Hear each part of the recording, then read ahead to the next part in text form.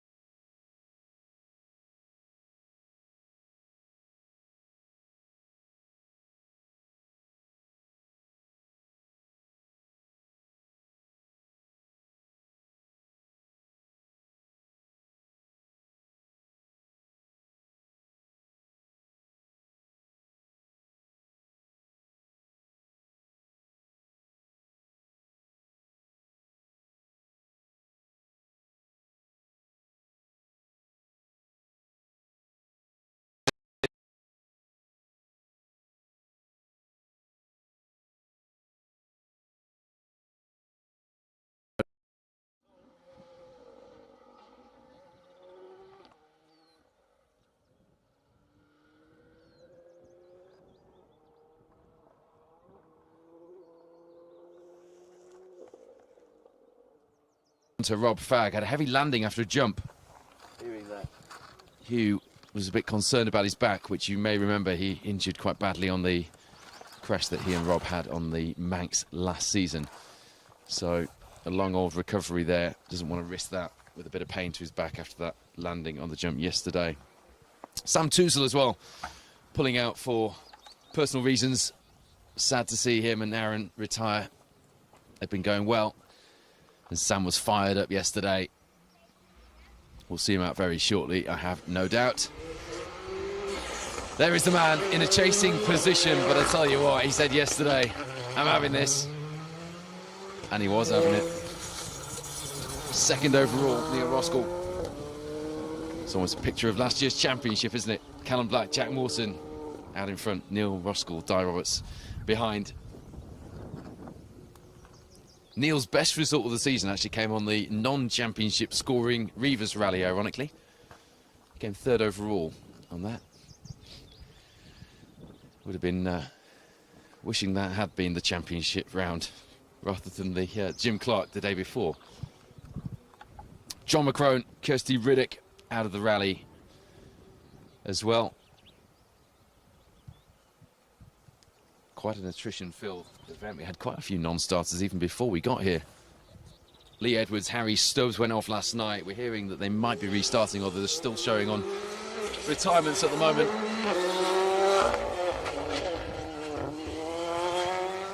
Michael Binney, Claire Mole. You know, we haven't seen him at full tilt in the R5 since his second on the Scottish last year. On that debut in the car for him.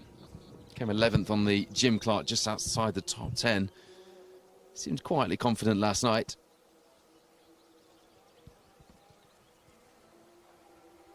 We are telling you the story of the Protyre Motorsport UK Asphalt Rally Championship, but we will bring you action from all of the crews and a bit of a summary and a flavour of the event overall as well. Michael Binney, Claire Mole, third place at the moment. They were just 5 seconds back from Neil Roskell, Di Roberts. According to the last set of results I have, there is Ewan Thorburn, Paul Beaton alongside. Really strong season so far for them, returning to the stages, and it's good to have them back, former BTRDA rally champions. As far as we're concerned, we spent a lot of time with you in that year. And of course, in 2019, he was Scottish rally champion. 4 years since he did that.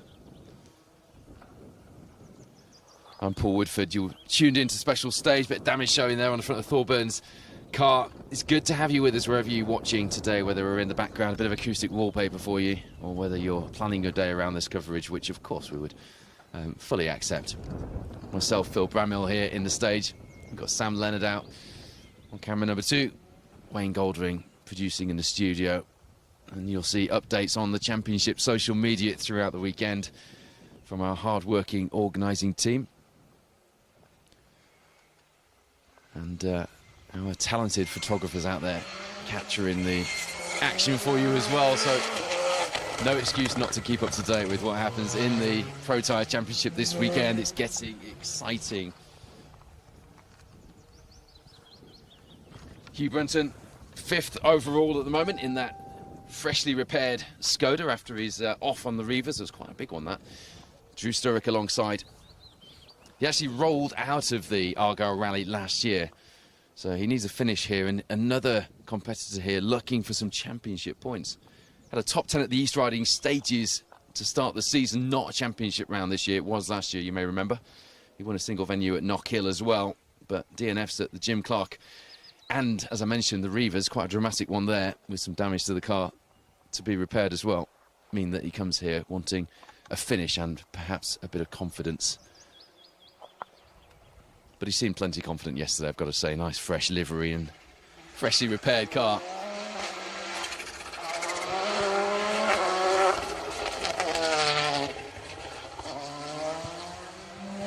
Rory Young, we mentioned it to him last night. He had a wry smile. Weekend to forget at the Jim Clark. Disqualification from that event.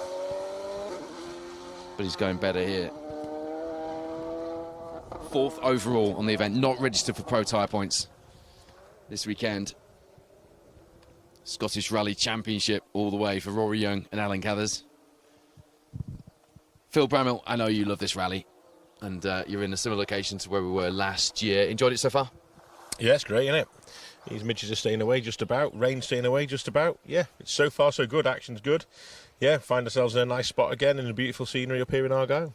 And we're multi-linking the cameras again in this stage for you, so you get a double dose of the action through this stage. We're not doing the stage ends here. We've changed the format a little bit for day 2, just to mean we can get out into the stage and bring you some action from inside here, which is what we're here to do at the end of the day. Nice to mix it up as well. Mark McCulloch, Michael Hendry, 2021 Clubman Scottish two-wheel drive champion.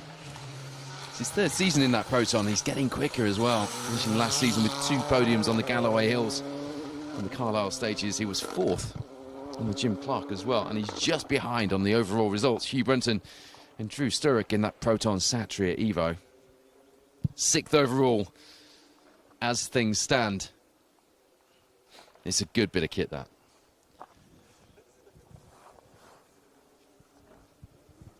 Don't forget, wherever you're watching from, whether you're watching on our Facebook channel, whether you're on Motorsport UK TV, specialstage.tv, or indeed on YouTube, we will be giving away one of those Rallying is Life Rally TV t-shirts again, which have got you all hot under the collar this year. All you've got to do is get involved. That's the plan. We want to get you all involved with our coverage a little more. All you've got to do is post something. That's it. Tell us where you're watching from. Just tell us you're watching. Say hi. We'll try and get to a few, well, we will get to a few of your comments in a short while. There's Greg McKnight, Harry Marchbank.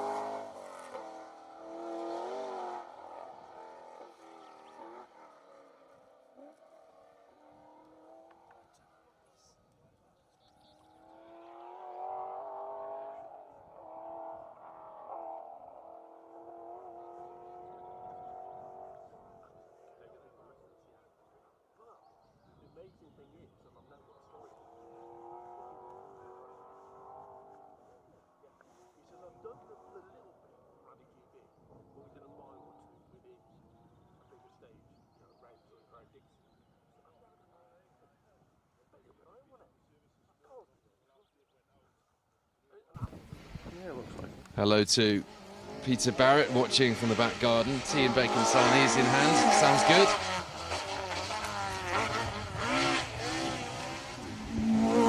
There's Craig Rutherford and Ian Fraser.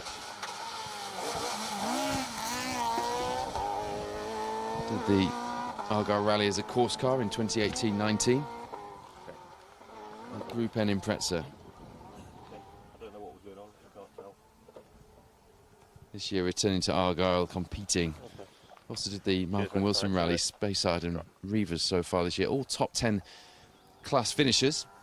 So, not just here to drive the course car, it would appear. Apologies for slight technical issues as we dropped out there.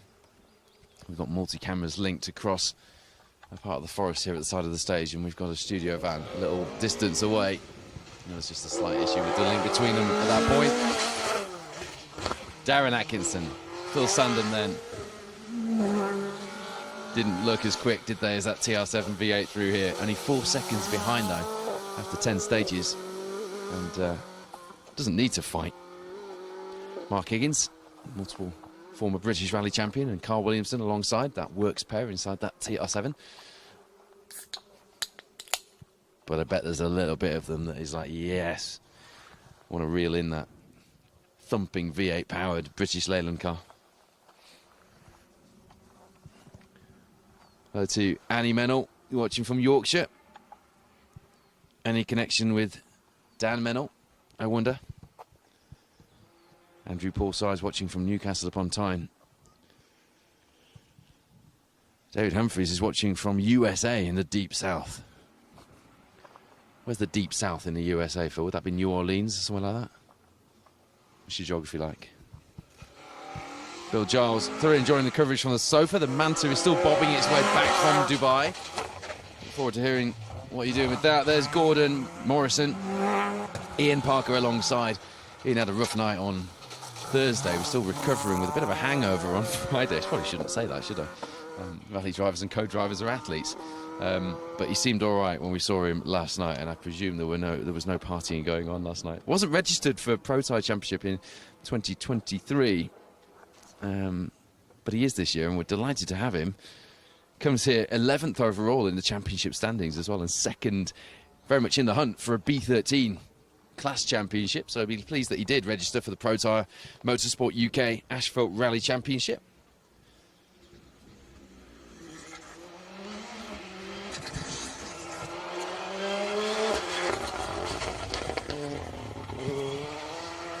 That is one smart looking Fiesta Rally 2, isn't it? I took a picture of that with all its spot lamps. I mean, originally I wasn't a fan of the old laser lamp treatment on the front bonnet. I'm getting the front bonnet, like there's a rear bonnet, Phil. But I'm getting used to the laser lamps now, especially the ones that are mounted properly. I think originally people sort of lumped them on the bonnet, didn't they? Just a big long bar across, and it just... Yeah, but now we've got lamp pods in the style of laser lamps. I can handle it, and it looks really good on that car. It's a different kind of cool. There's old school cool, and I think this is like a new school cool. I do like laser lamps now on some of the cars. You like me, though. You didn't like them originally when they just got lumped on a big one on the bonnet. Haven't you? But I think when you see them like mounted on the nice pods at the side of the cars, they do look smart as well, let's be honest. And they do the job, so. They do. He won the Jersey Rally last year. The only other event he did was the Three Shires. We saw him there. It wasn't a championship round, but it is this year. Looking forward to that one, the final round of our season. He was 19th on the Protyre Championship Cruise on the Legend Fires Northwest stages this year, James Levy, so getting quicker.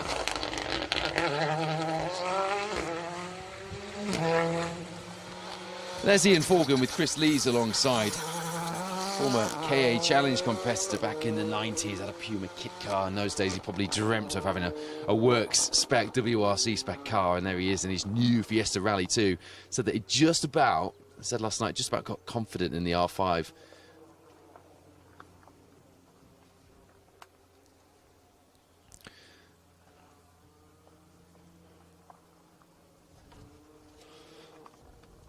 And he was saying that having been comfortable in the R5, he was just taking his time to get used to the Rally 2. He said there was a fair bit of difference. It was a similar feeling car, just felt a lot quicker and more capable in all respects, which I suppose was M Sport's plan, wasn't it?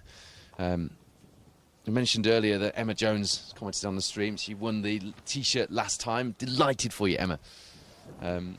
I'm pleased that you're excited about that. It's amazing how excited people can get about a T-shirt, and I'm very much in your camp. Good to have you with us watching as well. Thank you for tuning in. We only get to do this, the sponsors only get to put the budget together to do this because you guys enjoy watching at home or in the service area or wherever you're watching from. Hugh James, Lewis Sim, first full campaign for them, ramping up after the last few seasons being quite quiet. First time at Argyll, though, and he seemed quite happy. He comes here 22nd in the championship, 5th in B13.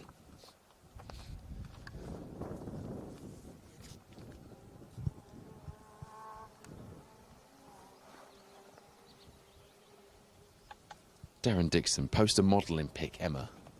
Dear me. Only rally fans.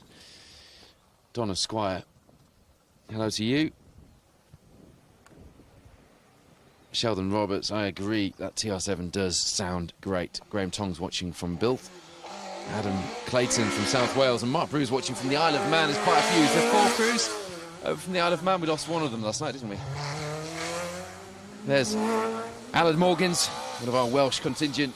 Ian Taylor alongside. Comes here 3rd in B13, tussling with Gordon Morrison for that 2nd spot at the moment.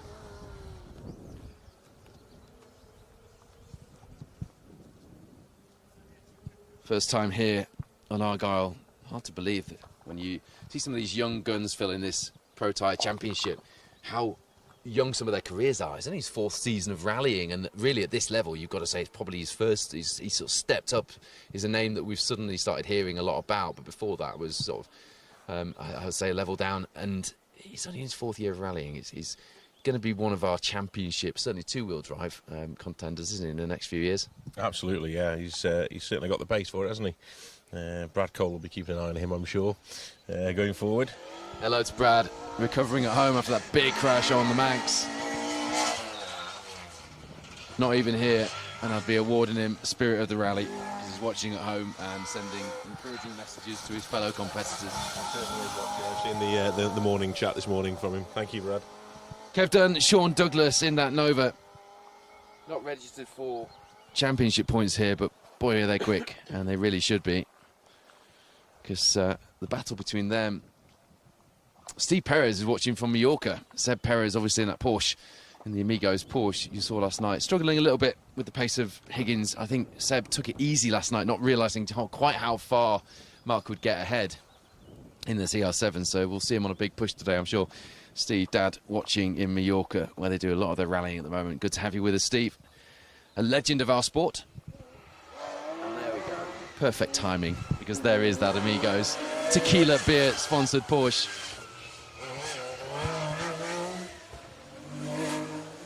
Gary McElhaney alongside. Fast pair. And an interesting choice of car, perhaps. But really manages to hustle it around these stages here. He was 2nd overall. First in Cat 2 in the British Historic Rally Championship last season. We are mixing ranks with the BHRC crews this weekend, as well as our Protyre Motorsport UK Asphalt Rally Championship narrative. We will be bringing you action from the BHRC crews. Go back to I think it was 2019 when Seb first competed in that Porsche in Mallorca, actually. He hasn't failed to win the category on any rally he's finished in this car. He's had a few rare mechanical DNFs, but doesn't matter, gravel or asphalt, that is quite some record. Because I'm not talking about a few rallies, I'm talking about quite a lot. He's never failed to win the category. And it's not just the car. That car will be an absolute animal to drive around on roads like these, Phil. I imagine it's a fair handful, yeah. Serious power and weight there in the car. Rear-wheel drive. It takes a skilled driver, doesn't it? And obviously Seb certainly is one of those. And, you know, sticking to Mark Higgins in the TR7 as well. Great battle going there with the two of them. 2 great cars to see out on the stages. It's, you know, not all about the escorts, is it? Fantastic soundtrack as well, with those two taken into consideration. Doesn't seem 5 minutes that Seb was in that Kick Energy Junior Micro, does it? No, not at all. It really makes me feel a lot older than I feel at times. But yeah, Yeah, it was, what, 10 years ago when we saw him? Probably less than that now. But yeah, he's certainly progressed as a driver, hasn't he? We've seen him in the circuit racing championships as well around the UK. He had a dabble in that and a bit of GT racing, I think, as well. But let's not forget the RAC last year, the Roger Robert Clark in that Stratos. That will forever live in my memory, regardless of what happens in the next few years and the next few events. That will be one of the biggest rally memories of my career. Yeah, hearing it on the final stage, I know it. I didn't all end well on that stage, but I was about 25 miles into that stage, and I could hear that car coming from not far off the start line of the stage towards me. For 15 minutes, 10-15 minutes, I could hear the car, the Stratos, through the forest of Kielder, making its way towards me. Yeah, sadly it never made it, but what an incredible sound. What an incredible sight. Yeah, it was just a pleasure to be there and experience that. It was, something I'll never forget. It's great.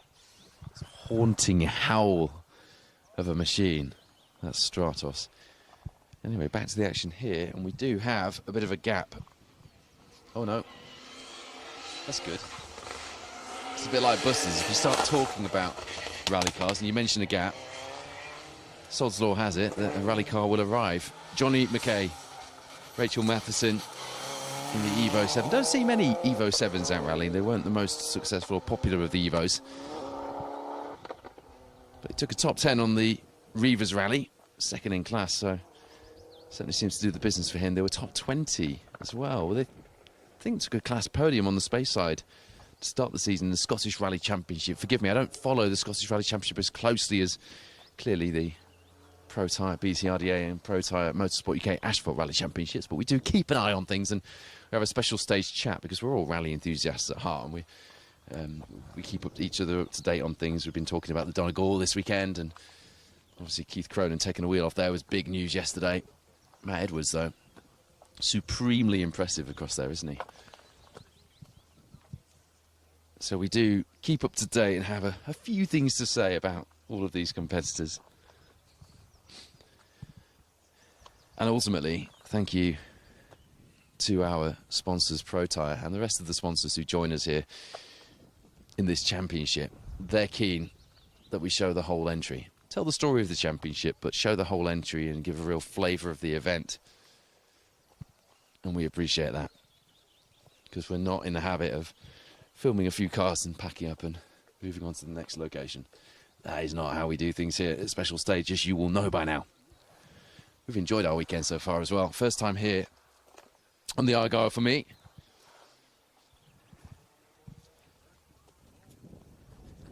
Interesting drive up.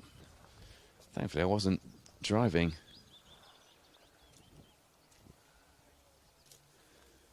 Craig Smith just pulling me up on pronunciation. Mackay, not McKay. Thank you, Craig. Seems we keep each other up to date in our Special Stage group. Joe McKeown's Charlotte McDowell didn't get a chance to speak to them yesterday. They drove past us at the stage end. Disappointing. It's their fourth visit to the Argyll. Always score a class top 10 here. I'll flick back from your comments and flick to the results.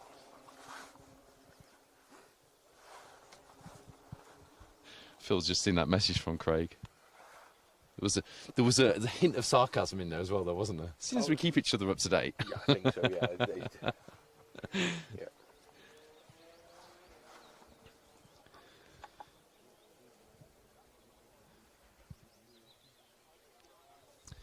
Yeah, Callum Black was showing all the way down the results coming into this after stage 10. I'm not sure why. I'm pretty sure it must be a tracker issue. But he's still not showing us having put a time through on this stage, so I can't give you an update on that either at the moment. There's John Rintoul. Ross Hind alongside in the C3 Rally 2. Now, they had retired yesterday. Didn't give details, but they're obviously super rallying, having taken a maximum, so good to have them back in. I can undo my cross that I put on the entry list next to them. They won their class in a Mini Cooper Works WRC car last year. And John has rallied two of my favourite cars, the Escort Cosworth in the early 2000s. And you must remember him in the Hyundai Accent WRC mid-20-teens. Do we call them the 20-teens? A bit between 2010 and 2020? I think so. 2014, 15-ish. He was in a Hyundai Accent WRC car. Yeah, no time showing for Callum and Jack, which is frustrating. I hope they can get that tracker sorted, because it's going to make telling the story a little difficult today if we can't get their times through. Neil Roskell, Di Roberts, at the moment showing us first overall, with Michael Binney, Claire Mole not registered for points behind them. Battle between... So what, they're on an identical time as well. As far as the overall rally results are concerned, doesn't affect the Protyre Championship roster, because Binney's not registered for points. But that's an interesting battle unfolding there.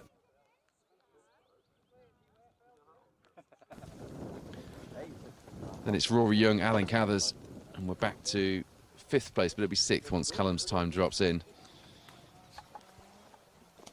For Hugh Brunton and Drew Sturrock. They're only 7 seconds back from Rory Young, a little further back from the next Protyre crew, which is Neil Roskell, but it does put them 3rd in the Protyre Championship crews at the moment. The rain's starting to come down here now. We weren't due any rain. George Bryson, a name you will recognise from these parts, just opened his tailgate on his camper van to allow me a bit of cover here for my notes, which was much appreciated. Not rallying this weekend. He said he's not a very good spectator, but putting his tailgate up makes him a very good spectator. You just stand there. Do you want an umbrella, Phil? Do you want this umbrella? I might come and get it, actually. It's not great radio, this, is it? But we've got to look after each other out here. Thanks, mate. George even has spare rally tyres in the boot. Just oh no, they're hill rally tyres, I think. Just in case he fancied a bit of action here this weekend. Just waiting for Daniel Mennell's time to pop through. What I will do is go back to the stage before and bring you the time from that one. Leading his class, he was 17th overall. And he was in a battle with Hugh James and Lewis Sim, a battle we were looking forward to seeing unfold here, and it has. Not registered for points, Daniel, which is a shame. We'd quite like to have him fighting here in the Protyre Motorsport UK Asphalt Rally Championship. One of the crews here doing the British Historic Rally Championship. Richard Wise, his co-driver, was actually sick before the start of the rally. I understand it was food poisoning. So we're pleased to see that he's back in the car and hopefully now okay. Fast pair on a good day. He was 5th in Category 3 in the BHRC last season.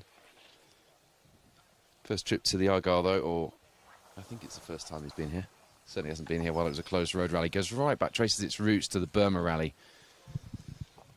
And there's heritage in these roads, even though they've only been closed roads for 3 years now. Number of crews on the entry today who did the Burma rally as well, which is quite cool, and have some stories to tell over the years. And you know, that was a rally that it appears all over the place if you go back into the echelons of the history of our sport, with big names, the legends of the sport, the Roger Clarks, the Robin Al Mansours, the Billy Coleman's of this world. They're all people you see crop up on Burma rally. Donald Heggie.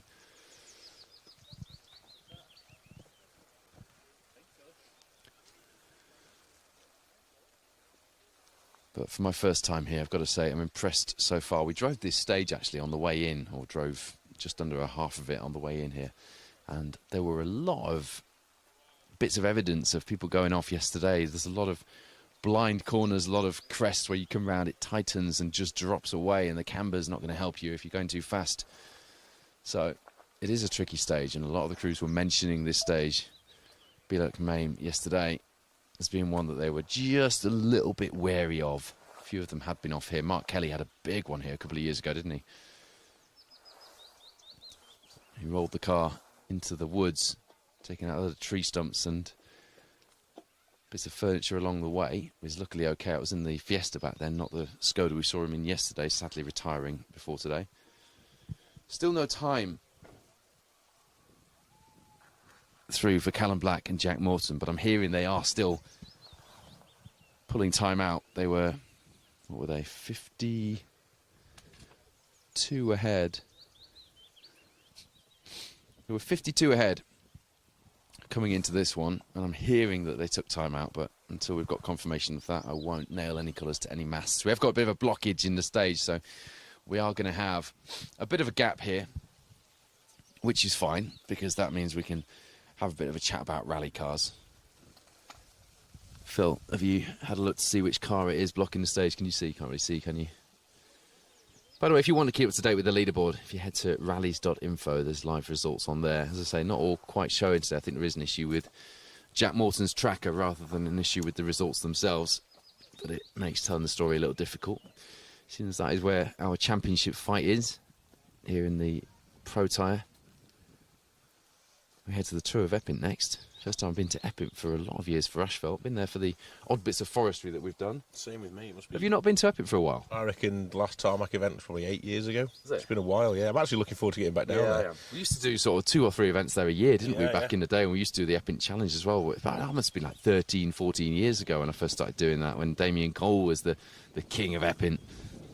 Yeah, it was, I'm trying to remember, Peter Lloyd and... Yes. Remember when he hit a sheep in the Subaru? Oh, yes. Remember the smell? Yeah. Yeah, it wasn't nice, was it? Hot mud and hot sheep front, wasn't yeah, good, was it? Fortune to replace the front end, didn't it? Yeah, as well as the sheep. Yeah, it's been a long time, but I'm looking forward to it. We're going to try some new locations that we haven't been to for a while out on the longer stage. So it's going to be it's going to be good. Looking forward to it. Hopefully the weather's all right. It's a good second half of the season, isn't it, with Ceredigion and the Hills Ford rally as well in there? Absolutely, yeah. Always love Ceredigion. I did a scenic tour down that way a few weeks back, and I had the best weather I could wish for. It was absolutely glorious, and it is such a stunning part of the world. You know, it really is. It's lovely. We're doing the roads that they use on the rally. The Ilan Valley over there. Yeah, Nanty Mock and all around there. It was incredible. Yeah, really, really good. You and I have got about a bit of a thing about these scenic tours, haven't we? They're quite addictive when you start doing them. The kind of pressure-free environment, but yet still the kind of feel and the vibe of a road rally is quite cool. I'm really enjoying doing them at the minute. Yeah, I enjoy doing the scenic tours. I also photograph them as well, so I get sort of both sides of the event really. I just love seeing really nice cars that have been really well looked after out in some really nice scenery and taking the pictures, and people seem to be really really happy to sort of buy the pictures off me afterwards, so that's quite nice as well. Get a bit of them, pay for my petrol, I suppose. So yeah, it's nice, you know. And nice to see them being used, because it's a really good environment. I know I do these scenic tours in my clan, which I can't do many events in. I haven't got the appetite to do many events in. I mentioned the Clan Crusader for the first time today. How far are we in? About 45 minutes in there. You did well, to be fair. I've got a story about clans that's related to this rally, but I'll save it.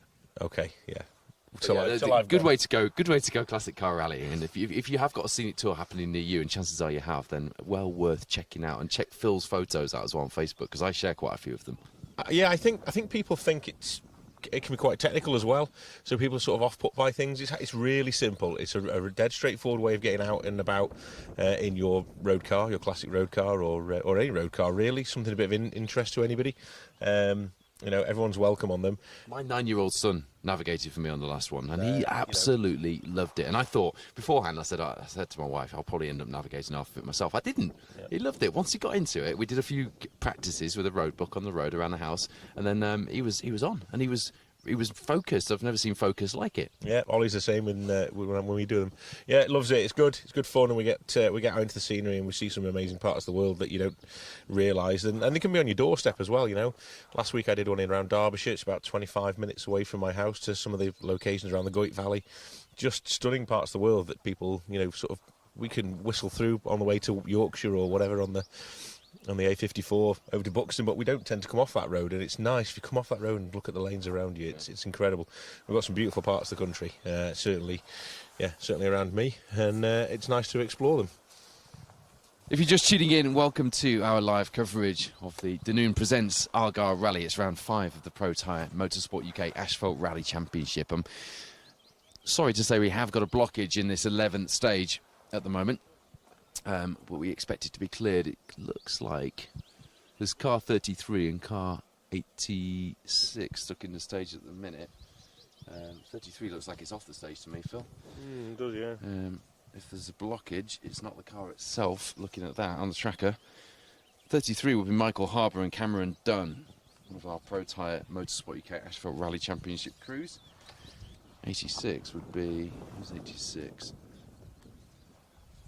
Got a treat for you later as well, by the way. The HRCR Mini Sport Cup is a sight to behold. Really enjoyed watching the cars through the town centre last night. Car 86 is Jordan Anderson, Barry Young in the Impreza. So both those cars showing us stopped in this stage at the moment. Let's hope that it's nothing serious and we can get the stage back underway shortly. And to remind you, we will be live once again this afternoon for you, just after 3 o'clock. So whatever you're doing this afternoon, keep it with us for a bit of live rally action from the Argyll rally, and we'll bring you action from stage 16, and then we'll hot-foot it to the finish to do some work for the special stage rally show in association with the Mini Rally Challenge, where you'll be able to watch highlights of this rally, the Donegal rally, Rally Barbados, and a few other rallies crammed in there as well. I think we've got a couple of BTRDA events. Yeah, an international feel to next month's special stage rally show. You can watch all of the previous shows at specialstage.tv, which, as you'll know if you're watching this on there now, you can watch all of our live coverage on there as well. We're in Bielek, Maine. It is the 11th stage of the rally, the 4th stage of today. There were 7 stages and nearly 24 miles of the route yesterday of competitive mileage. Just over 46 competitive miles today, with the overall total for the event being 70.2 miles. These rallies, Phil, these closed road rallies, do offer the extended mileage, and to begin with, reliability seemed to be an issue for crews that were kind of switching from either single venue rallying or forest rallying. Now they seem to be preparing the cars for these types of events. We've had a lot of attrition here, but most of it's not been retiring. No, they're difficult, aren't they? They're tricky. You know, everyone drives on the road daily, so you know you sort of expect to know what you're doing when you get onto these stages, and there's some really tricky technical little bits of road up here in Argyll, and it's it keeps everybody on their toes. It's interesting to note as well. You know, you just mentioned there stage 16. How often do we say we're on stage 16? It's normally sort of 8 stages maybe in an event for us in a weekend. So yeah, to go into double figures, heading towards 20 stages on an event is exciting. Yeah. Lots of times you have to start and stop that car and get it through the stage. So yeah, it all adds to the story, like you say, and yeah, it's great. It's nice for us as well because we get a bit more of a leisurely kind of lead into things, and we get to spend a bit more time in service and get more of a feel for the rally as well, don't we? Short, sharp BTRDA events are great, but you don't get the chance really. Everything happens so fast and it's so compact. You're either in one place or the other. Well, you've got 16 chances to write your own story as a driver or co-driver, haven't you? So, things evolve throughout the day, and every stage has its own little dynamic, and it makes it interesting. And like you say, it keeps us on our toes. We're constantly refreshing the results, constantly checking how people are getting on. The instance with Callum, we know he's still here, he's come past us and he's doing well. So, but there's little issues going on, so it just keeps everybody on their toes a little bit, and it's good fun, isn't it? It is. It's good fun. I'm enjoying telling the story of it.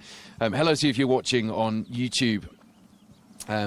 Pace Notes Media loves watching his rallying. Unfortunately, not able to make today. Hello to Colin Steer, Stuart Evans. I must admit, I don't often get to the comments on YouTube because I tend to go straight from Facebook, but I should do it more often and have a word with you guys on there as well. And you're all in the draw for one of these T-shirts as well. Don't forget. Evo Man enjoying the coverage. Long-time rally fan, and get this, Phil, an Integrale owner. Gutted not to make it there, but watching this makes up for it. Henry is watching from Atkinson HQ. Chris Brown says Henry got a brew made. Don Wyatt's tuning in a Midgie-free High Wycombe. In all honesty, though, I'd rather be here having a go back on the stages soon with the Baker. Who's the Baker, Phil? I only know Mr. Brace is the only one I know of. Mark Jasper. Oh yeah, Mark Jasper. The Baker. Don Wyatt, Mark Jasper. Sorry, I chucked you in there. I wasn't thinking of Don. I was just thinking when you said Baker. Yeah, who's the Baker? Yeah. Baker, I was thinking. Phil was mid-daydream when I dropped on that one on him a bit there. I've got my earpiece in to try and block you out, but it's not working. Oh, Wayne's just told me he's come through in my ear from the special stage studio van and said Mark Jasper. I've already said that, Wayne. You can't give me the answer after I've given it. You can't join in. And he's claiming it. It's like one of those people in the pub quizzes. Oh, I knew that. answers it. Yeah, after the answers come out. Be tussing and shaking his head at us in the van. He will. Dean Roskell's enjoying the coverage. He's calling me Midgie Man. Yeah, wow. Until that Spider-Man costume comes out, you can't. You're not getting that one. Yeah. Don't stand near me when that comes out. I don't want to be associated. Of course, Phil Wayne's watching with a little bit of a delay, isn't he, in the studio with the gallery? So he did say it before I did. He did. But he's had to point that out. He wasn't having that. No, we're not having that. We're not having that. We could do, actually, we should sort out a special stage pub quiz for the moments in between where we have a gap on the stage. It would be a great idea, wouldn't it? Yeah. If we could, I mean, there's a key ingredient missing though, Phil. Well, we haven't got any questions to start with. I was thinking beer, but yeah, okay, the questions. Well, I mean, if you're going to bring beer as well, I'm all for that. Well, if we need a pub quiz, we need two things. Yeah, questions. Fair enough, the questions is number one, but we definitely need a few good pints of ale as well, don't we? Don White was saying Callum was shown on the tracker as stopped in 10. I think it's a tracker error, you're right. Don, we've been thinking that as well. We certainly saw him come through here, didn't we? And he was on it. So there we go. Steve Johnson, watching from a dull Grimsby, friend of mine who had a few health problems recently. I hope you're having a decent day, Steve. And hope you can get out to a few rallies soon and enjoy some of the sport. I know you love it. Kieran's watching from Perth. Unfortunately, can't make it to the rally due to going to Alton Park. Can't quite get my head around how that one works. Perth. Is there a Perth in the UK? Yeah. Scotland. Sorry. Yeah. All right. That's the entire nation upset. Sorry about that. Well done, Paul. It was I was going with the international thing. I've gone from Dubai to the south of the USA to Perth. I'm thinking Western Australia. No, It's a hell of a trek from Australia over to Alton Park, I have to say. it's quite a trek from Perth in Scotland to Alton Park. To be fair, British touring cars this week. it is touring cars, isn't it? Yeah. Yeah. My dad's from not far from here as well, so I can get away with that one because I've probably insulted him as well. Troy Hood's watching from sunny Duns. That's Duns in Scotland, not Duns in Australia. We were there. It feels like a long time ago. It was like 3 weeks ago because it was the week before I went to Barbados. So 3 weeks ago we were in Duns for the Jim Clark. Yeah. What a weekend that was. Yeah, it's great, wasn't it? Again, I was talking to Jay Nichol yesterday actually about it. We had a good chat in Duns and again in the service here in Dunoon. Two very different parts of Scotland, but two very beautiful parts of Scotland. You know, it doesn't seem to matter where you go up here in Scotland. It's always stunning. You've got the mountainous western side, and then you've got the sort of the rolling hills of the east coast of Scotland as well. It's just a lovely. You just get place. just above the border and it's glorious. Yeah, It is beautiful. Someone said to me, in fact, it was when I was at the Kielder rally. I was at the McDonald's there after I grabbed a coffee and guy saw we were had stickers on the car and he said, "You went to rally?" He says, "I'm doing the North Coast 500 around Scotland. I've bought a Volkswagen Golf GTI to do it in. Most people buy a camper van to do it in, but he's bought a Golf GTI, this lad." I thought, fair play.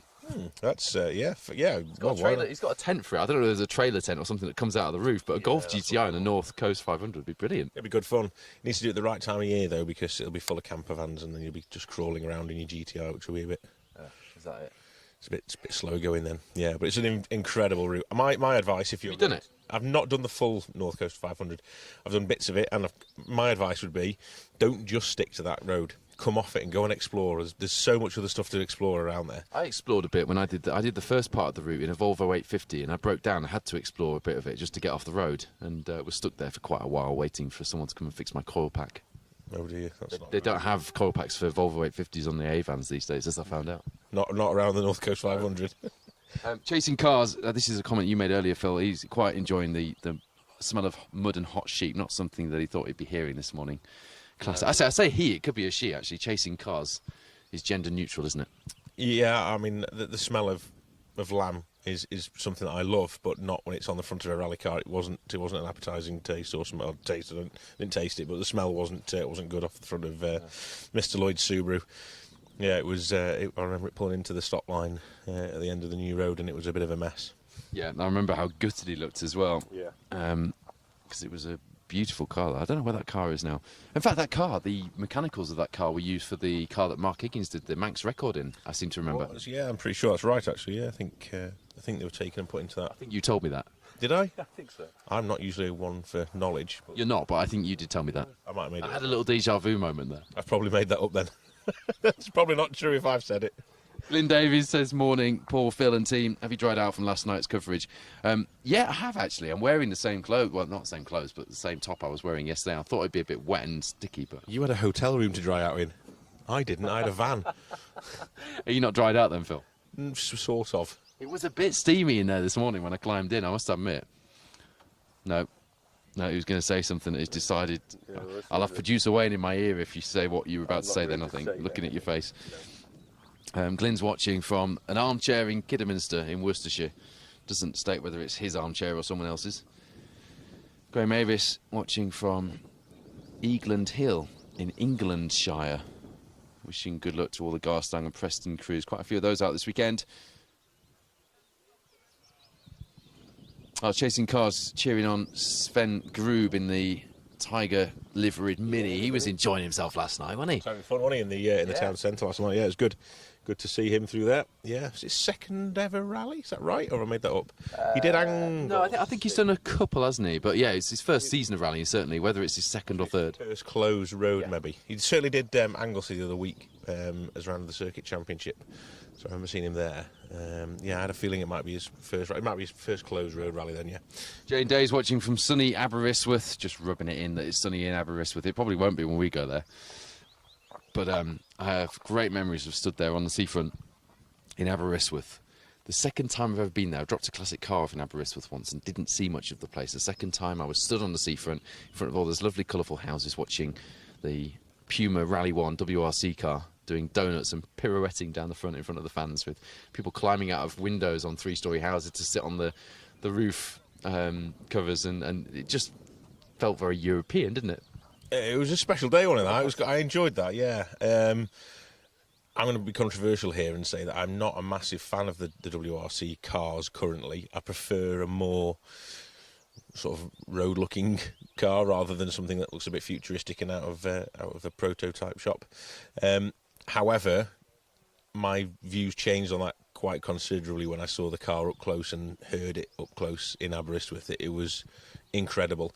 And I think if we did have the WRC over here in the UK where it should be, then I think a lot of opinions would maybe change slightly as well on that one. I we have to go back quite a few years now to remember a WRC over here. So the last cars we had here, though, during that era of WRC, I wasn't a fan of, particularly.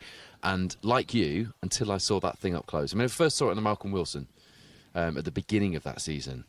And oh my goodness me, the noise and the dynamic of them is something I was quite unprepared for. It was a bit like when we first saw World Rally cars back in the active diff era. Yeah. And you first saw them and they just moved differently. Does that make sense? Yeah, absolutely. And I think the styling of something like an 03 Focus, I know the 05 Focuses onwards were sort of more, or 06 Focus, they were sort of more rounded, weren't they? But the 03 Focus, the one that Jason uses and Damien's used, and well, just sold it to Darryl Taylor as Jason. Yeah. They were a nice looking car for me. I know it's not completely like the road cars, like I was just saying that I preferred, but the Imprezas, things like that, you could definitely see there was a Subaru under there. I know what you're saying, but I drive a Puma ST on the road purely because of the Puma Rally 1. Purely because of. Yeah. That's the only reason I wanted one. And that, it still works. I'm a rally enthusiast, so that was always going to happen, but that's the reason. Yeah, absolutely. That's how they sell the car, isn't it? It's one of the ways to do it. And yeah, you're right. Getting the cars out there and seeing them on the world stage, it certainly does shift them off the production line. Yeah, you're right. We haven't got any. Well, I have got some World Rally cars here this weekend. We've got one. We've got Barry Groundwater's. Is it an S11 he's got? Ooh, you're testing me. Wayne will tell you in your ear in about 5 seconds' time. Yeah, he will. I'm going to go with S12. Yeah, I think it might be S12, but it's not a B, is it? It was the first version of the S12, I think. Really technical now. I didn't know this because I was looking into this when I was in Barbados, because James Skeet still rallies one across there, and they had someone from ProDrive over there to run the car, and they still had problems with the electrics, and they could not work out what was going on. I think it was a problem with the centre diff, but they couldn't get the thing working. Right. It's an S11, producer Wayne has confirmed. I knew he'd know. He's a geek. Yeah. I haven't got time for that. Absolutely right. I'm just happy with that. I've got kids that I have to look after. I can't just sit there Googling registration numbers. No, he does. He's got kids to look after as well, but they look after him these days. I was going to say they look after him now. Okay, if you're just joining us, apologies we haven't got any rally cars for you at the moment. We'll keep the coverage going until we know what's happening. If the stage continues, that means we get to show you the rest of the action. If for any reason the stage is stopped, we'll bring you notice of that as soon as we know, and then we'll make plans for the next bit of live coverage today. But whatever happens, we're definitely going to be live with you on the second running or the last running of this stage this weekend, which will be at just after 3 o'clock this afternoon for stage 16, where we will be heading through to the finale with just 2 to go here on the Dunoon Presents Argyll Rally, round 5 of the Motorsport UK Protyre Asphalt Rally Championship. The amount of times I say that in the wrong order, and while I'm saying it, I think, why did you do that? You say it all the time, Woodford. It's quite a mouthful to get your head around, isn't it, really? But Good mouthful. Yeah, it absolutely is. I'm just looking at the tracker, sorry. So if anyone is interested in sort of having a little look at what is going on in the movements, everyone can see this. So Sport Tracks, you can download the app and you can find out exactly where the cars are on the stages around Argyll at the minute. You'll be able to zoom in and see that the stage we're in has got cars stopped in it at the minute, just before our location, well, about a mile before our location. Cars 86 and 52 are stopped in one location, and it looks to me 33 and 59 are slightly further down the road. It looks like we've just got a stoppage, there's a blockage in the road, and it just needs shifting. So the recovery crews will be up in the stage now, no doubt, and shifting those cars around. But if you wanted to have a look at that, you can find that on the Sport Tracks app, and it might give you an idea of when the stage will be clear and we can get rallying again. But yeah, for now, we'll try and keep you up to date with whatever else is going on. Have we got any results for later in the event? You know, I'm going to check in a minute, but I just want to tell a nice story actually, which I heard earlier. George Bryson is here at the stage with us. I don't know if he minds having a quick word with me, but would much rather be in a rally car this weekend and has done this rally many times. You love this rally, George? Yeah, I do, yeah. First did it 3 years ago. During the sort of COVID thing, we decided to build another car because I've been away for rallying for 12 years or something. Because I've been doing the off-road stuff, so we built a Mark 1 and this was the first event for it. So yeah, it's a brilliant event. I'm pretty gutted sitting here watching. Tell me the story about the little lad who was quite taken with your Mark 1 Escort. I like stories like this. Yeah, it was a young lad from Dunoon, Finlay Ramage. He's a total Mark 1 Escort nut for a 9-year-old lad. So he turns up at the service with a Mark 1 Escort t-shirt and hat, and he looked at the car with his dad, and then he went away home, and then he came back with a different Mark 1 Escort t-shirt and hat. So then I asked him on the Friday if he wanted to come after school and help us get the car ready. So his dad said he was first out to school on the Friday afternoon, and down they came at the car, and he polished the car and he cleaned it all. And so unfortunately we had a bad run last year. We missed 4 stages with a fuel issue, but we did the last 4 stages, and at the end of the rally we were presented with Best Presented Car Award. So we found the young lad and we gave him the award, and you would have thought we'd given him £1 million, you know. So it was really good to inspire a young boy that's that age into Mark 1 Escorts. You know, it was fantastic. I wonder what he's doing this weekend. I wonder if he's out watching with his dad. And if by any small chance he's watching the coverage, I hope he enjoyed hearing his little shout out there in that story. Thank you, George. George sat here waiting for the rally cars like we are and like you are at home. We will keep the live stream running, and we'll update you when we know what's going on here. And we'll come back to some of your comments as well. Just having a look at the results, which you can find yourself if you go to rallies.info. Live results. What have we got on there, Phil? Where are we up to? We should have... Kev Monaghan wants me to wish Gary Salmon a happy 60th birthday. I saw Kev very briefly when we were doing the intro to the show this morning. He walked past... I thought he was coming. I thought a random man was coming to hug me in a forest, Phil. it wouldn't be the first. It wouldn't be the first time, which is why sorry, Kev. I did look like I was running away, but until I realised who it was, and then when I realised who it was, I ran even faster. Happy birthday, Gary Salmon. Will Hill's birthday this weekend as well, and another birthday this weekend. Phil Sandham, 75 he'll be tomorrow. I'm sure he won't mind me mentioning that. Absolutely. He and Steve Ward, between them in that car, that Mark II that they're normally in, it's a heck of an age count between them, because Steve's 70, Phil's 75, and the car must be 50-ish, maybe a bit younger than 50. I mean, that brings us out to just under 200 years old, doesn't it? Yeah, it's quite quite some going, isn't Quite it? the age count, that, isn't it? Wow. Yeah, got to be oldest crew on the event, surely. Combined. Not today, though. He's with Darren Atkinson. Darren will be most upset if he thinks I'm referring to him as the oldest crew on the event. And Phil doesn't act his age anyway, I'm pleased to say. Well, Phil was with us last year on this event. He did the punditry, guest He's a punditry. nutter, isn't he? I loved listening to He that. was brilliant. He was absolutely brilliant last year with us. It was a pleasure to spend some time with him. I've only ever known him as a co-driver, so to listen to him on the coverage last year, it was a real character. His stories, you could sit and listen to him for weeks. He just has so many stories about the sport. As you say, he's got lots of experience within the sport, so those stories are fantastic, and it was great to hear them last year. I'm not sure he was too fond of all the midges. He did get bitten quite a bit, so I think he found a little bit of respect for us standing out here all day watching. Yeah. But it was great to have him along last year in the weather. Yeah, great. Just looking like we've got some results in, actually. I'm going to stand under this cover again that George has kindly put up at the back of his van. We have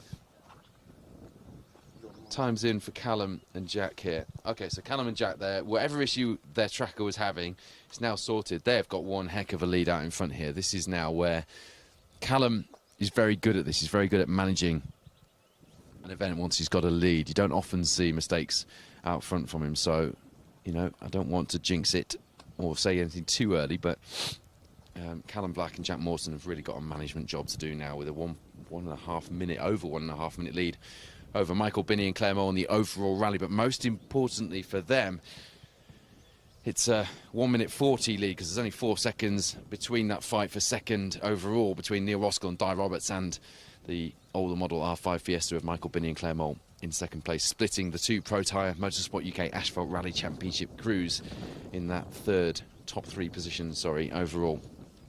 So Neil Roskell, Di Roberts, 1 minute 40 behind Callum Black, Jack Morton. But as it stands, that result and the points that come from those positions actually are quite critical for the championship narrative, because that would really spice things up. It would put Callum Black, Jack Morton right back in the hunt, because at the moment they come here 6th in the standings, and it would keep Neil Roskell and Di Roberts in the hunt as well.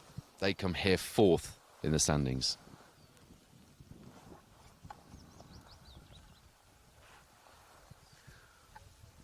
Great news from the stage. I'm hearing from our studio that they have cleared the stage. It was car 86 that crashed. As far as I'm aware, crew okay. The car's been recovered through the start of the stage, and we'll be going rallying very shortly as soon as they just clear that stage. So we will keep the stream going, and we will continue to bring you action from this 11th stage of the day. It was Jordan Anderson and Barry Young then in the Impreza who crashed. 2021 Scottish class champion. Had a quiet season so far, and depending on how bad that crash was, it'll be even quieter for the rest of the season. But good news that we've cleared the stage and we're going to be back underway.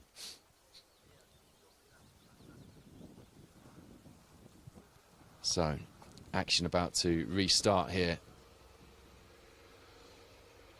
Although, as I say that, there is a very slow... That doesn't mean... In fact, that was the other car that was stopped, wasn't it? That was Michael Harbour and Cameron Dunn just trundling through there. 3 driving through, I imagine. That's my guess, to be 3 just driving through. So, yeah, these would be the cars that were stopped at the scene of the accident. Michael Harbour, Cameron Dunn travelling through. Don't think we'll have an interim car, but we may. And then we'll be back underway with competitive action. So bear with us, don't go away. Apologies you had to listen to us fill the gap, but hopefully it wasn't too painful, and we at least helped to entertain you in the meantime. And I'll tell you what, I didn't think we'd see Dave Ross. There's David White and Jay Nicholl, and there's Dave Ross in the David Appleby Engineering DAM 4100, the car that was developed between David Appleby and Tony Pond to replace, I saw it yesterday in town, it looks glorious. Mid 90s, that 6R4, the new version of 6R4 came out from David Appleby, having worked on that with Tony Pond, right? And you might think, mid-90s, that's a 10-year-old design that's been rehashed, but I tell you what, it weighed 900 kilograms. Your general 555 Subaru in the mid-90s from Protyre would have weighed 1,300, just under. So that's a hell of a weight saving in a car that's still got a dynamic of a Group B car, even better because it's more stable now. It's got a longer wheelbase, it's got better dynamics, its suspension's been developed. That would have been one hell of a car had it taken off. As it happened, he built a few of them, did David, and it didn't quite take off as the Clubman car it could have been, but fantastic bit of car. Yeah, it's great to see him out on the stages again, isn't it? It's been a while since I've seen one. I think it was probably the Scottish Championship about 8 years ago was the last time I saw a Dam. Probably that car as well, wasn't it? It might well have been, yeah. That's car number 2. Car number 1 is the shell's just been sold, I believe. It was the yellow car that we've seen a few times on things. That's shell's just been sold. Car number 3, can't remember who's got that, but James Appleby was telling me yesterday. But yeah, really good to see that car. And if you're wondering why it looks like an original 6R4, just a little bit longer at the front end, the original body panels aren't on the car.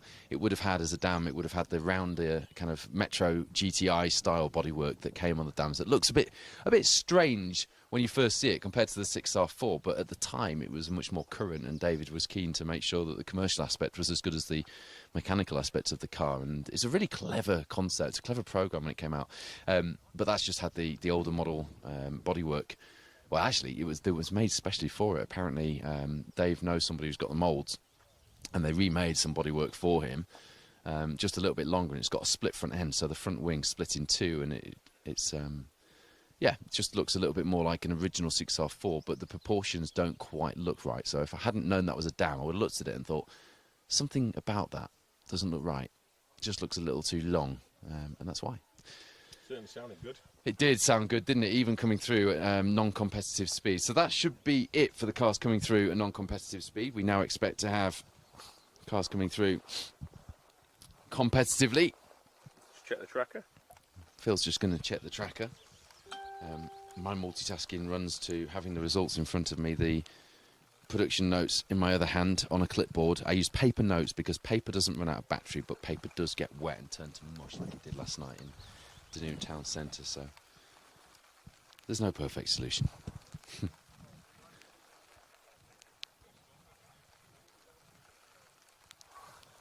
Will Hill up to 9th overall in the rally, which will put him, bear with me,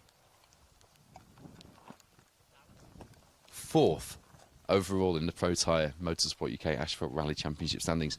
Darren Atkinson will be 6th in those standings because James Levy and Sean Cunniff are on a bit of a charge in 12th overall in the rally. Mark Higgins, Carl Williamson dropping back to 13th overall on the rally, not registered for points. They're here registering for British Historic Rally Championship points, and they've got a heck of a lead themselves in that position. Seb Perez, Gary McElhaney, a few positions back in 18th overall in the Porsche.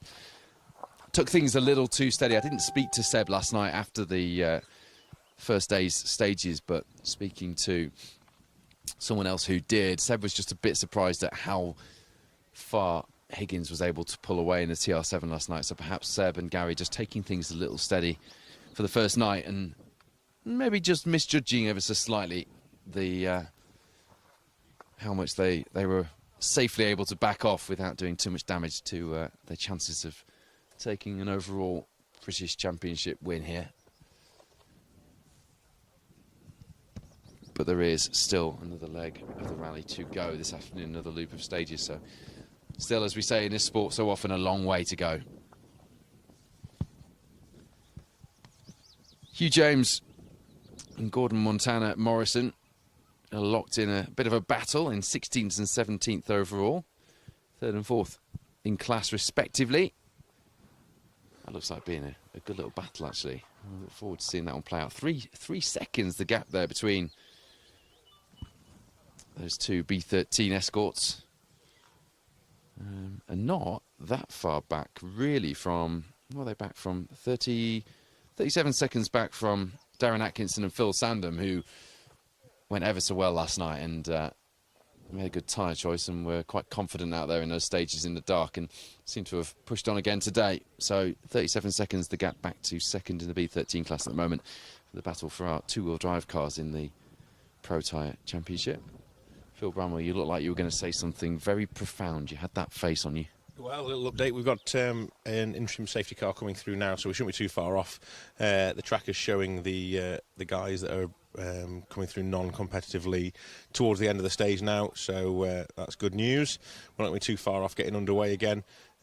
One thing I have noticed, the next stage, the following stage to this one, which I think is Oyster Catcher. Yes, it is.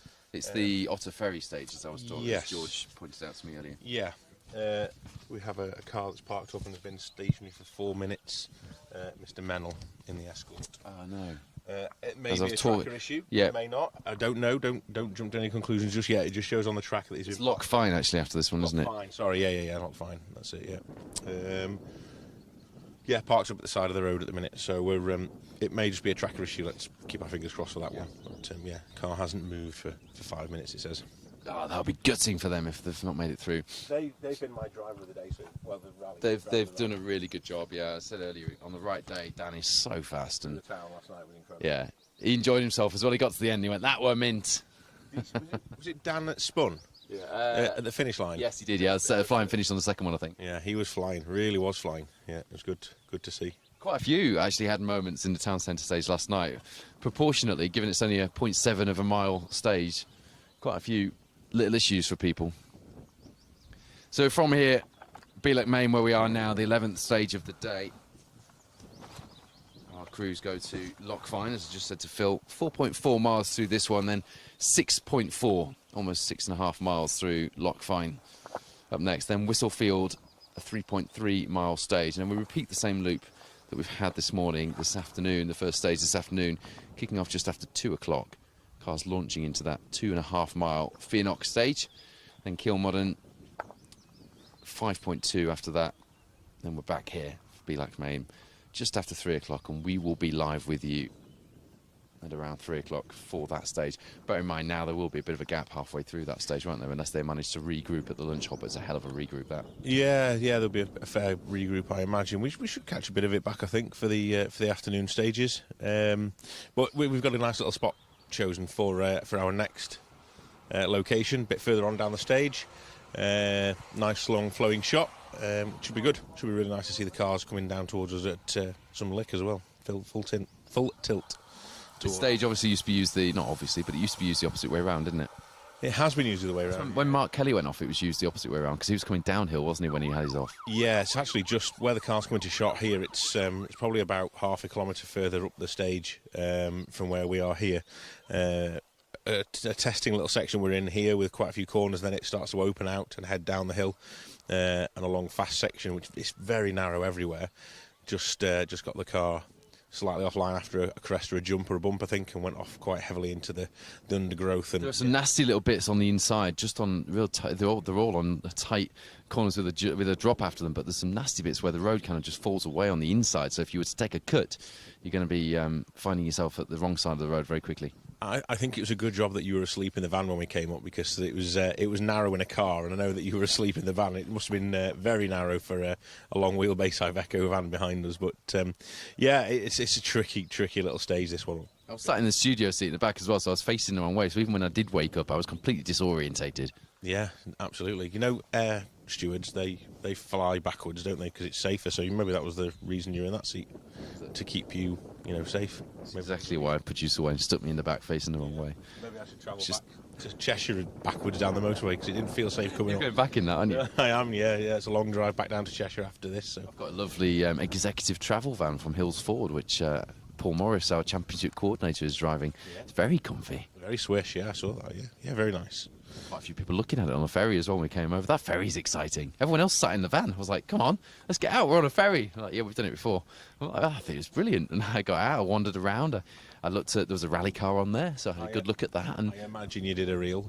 I did a reel. I did a video while I was on there. Paul Wakely filmed it for me. Oh, did he? And I'm sure he was moving the phone with the background as the background moved up and down with the boat. I'm sure he was moving the phone with that. Well, that's the boat doing that. It's not No, Paul. I'm sure Paul was doing that too. And I was like, You're what are you on doing with the the phone? You're on the sea, Bob. No, he did a good job. He'll be listening to this. He'll be like, right, you could knack us to if you want one on the way back. Yes. I'll have to get Donna to do it for me on the way back. We should give them a shout out again. Now I know we've done it before, but we should give the organising team a big shout out. The job they do is incredible. For this championship. Yeah, this is Paul Morris we're talking about, a very well-known rally co-driver in his own right. Same with Paul Wakely, and then there are the halves, Donna and Tracy.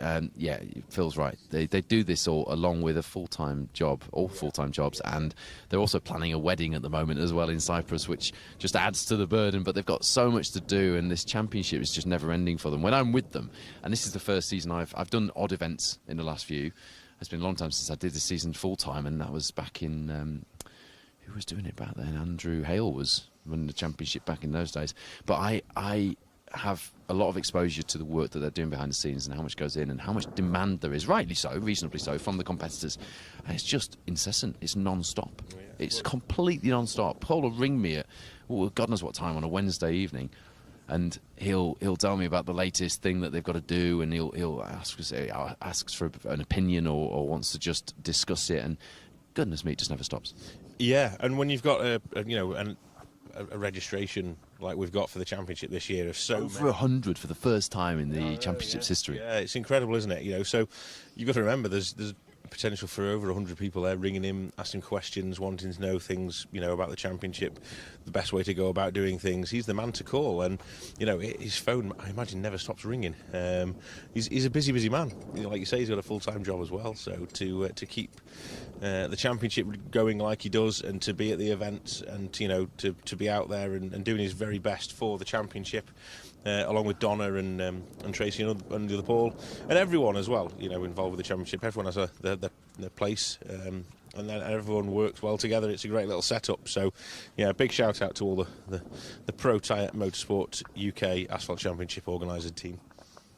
Yeah, they do a fab job, and they'll be out on one of the stages, probably at stage end, getting some reaction somewhere to send us through later. I know they had a bit of a later start than us, but it won't have been much later, I doubt. So if you've just tuned in, or perhaps you've been tuned in but slightly zoned out with us just on in the background as acoustic wallpaper, then I like that expression. I've noticed. Yes. I first heard that when I worked in radio. Someone said to me, think of yourself as acoustic wallpaper and you'll never get nervous thinking people are listening, because they're probably not when you really think about it. I like the term, to be fair. It's a good term, isn't it? It's been overused, Acoustic... It's been overused. Get out of it, Phil Bramwell. Phil Bramwell is not the most avid player of Paul Woodford bingo, as you can tell. Apparently I overused that phrase. Anyway, however you've been having us on this afternoon, thanks for staying with us. We will be live with rally cars on the stage in just a moment or so. The interim safety car's been through, as you probably saw as we were chatting. So what's the next car on the tracker, Phil, that's about to come through? What's on the start line? Let's try and get our heads back in the game here. He's got something clever. He's got a trick up his sleeve. What's he going to do here? He's given me that watch this, hold my beer expression. Quite like that when Bramwell does that. Magic happens. Magic Bramwell.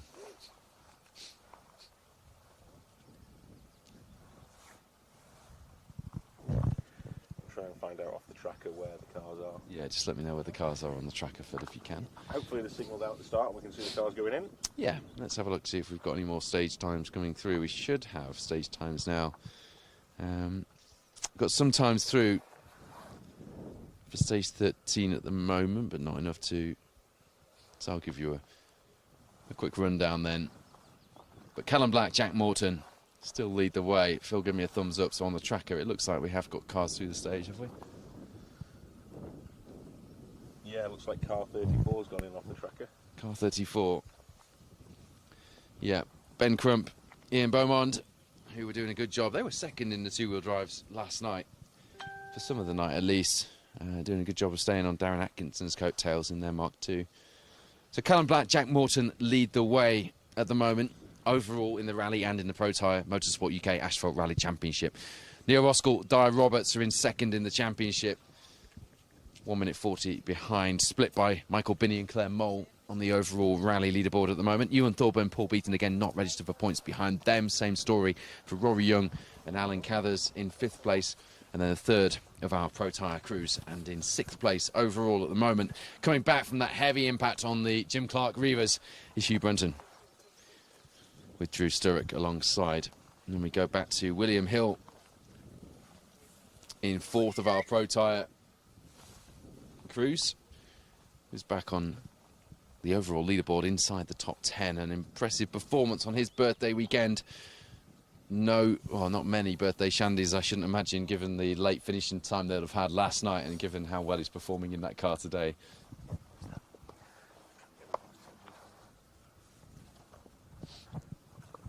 You'll hear it.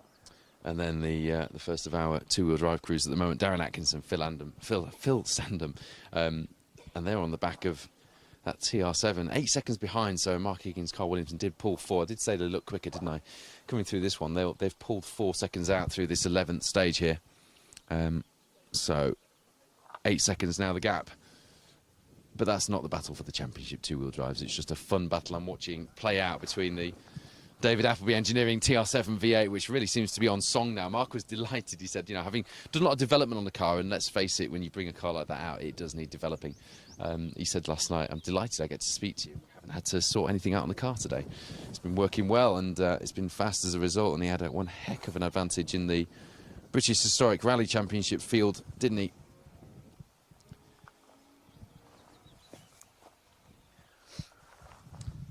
So Michael Harbour, Cameron Dunn came through. They will get a nominal time for this stage. They came through at road speed. Frustrating for them because they are in that battle at the moment in the two-wheel drives. So no time for them through this one. But Ben Crump and Ian Beaumont are the first of our competitive crews back on the stage. Here we go, rally cars back in stage 11 of the Dunoon Presents Argyll Rally. It's round 5 of the Protyre Motorsport UK Asphalt Rally Championship. And there's a man who went very well last night.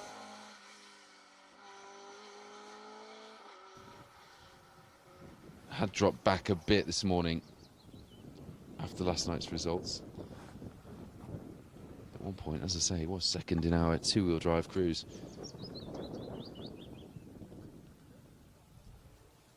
He was leading the class, but he was 30th overall. He was leading the class. He was just ahead of Michael Harbour, I believe, just behind. There's that S11 World Rally car of Barry Groundwater. Ashley Will alongside. Started in mid-90s in a Mazda 323. Did Barry? And he went to a Group N Impreza in the late 90s. Little did he know he'd be in a World Rally Championship machine in 2024.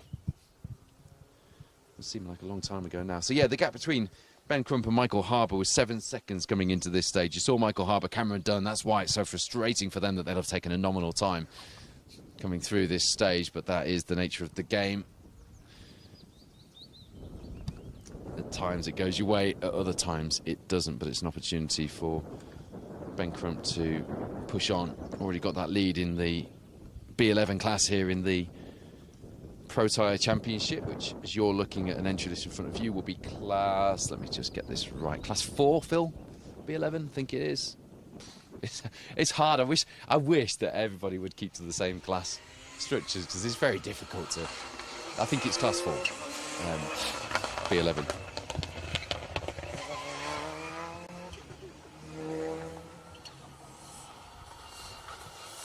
Drew Gallagher, David Crosby in their Fabia here, registered for the Scottish Tarmac Rally Championship. Tarmac spelt with a CK. I have to point that out because, and I didn't know this until very recently. Actually, I probably should. It's one of those things that I probably should have learned a lot earlier in my life. But Tarmac with a C is a copyrighted name because of the company Tarmac, and so you can't actually use it in a rally championship description. Hence, we are the Asphalt Championship, and that's the Scottish Tarmac Championship with a K. The sun's out as well. I know that's not, particularly interesting for you, but it's great news for us because sun breaking through the clouds will make for a pleasant afternoon here. Morning, afternoon, whatever.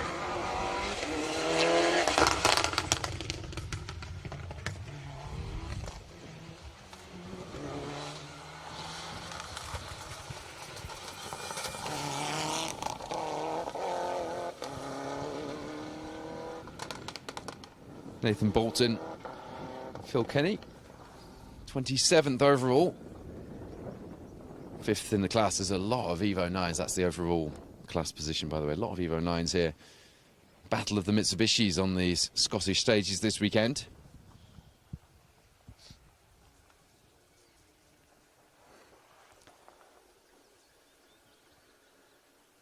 They come here 8th in the B14 standings in that Evo 9.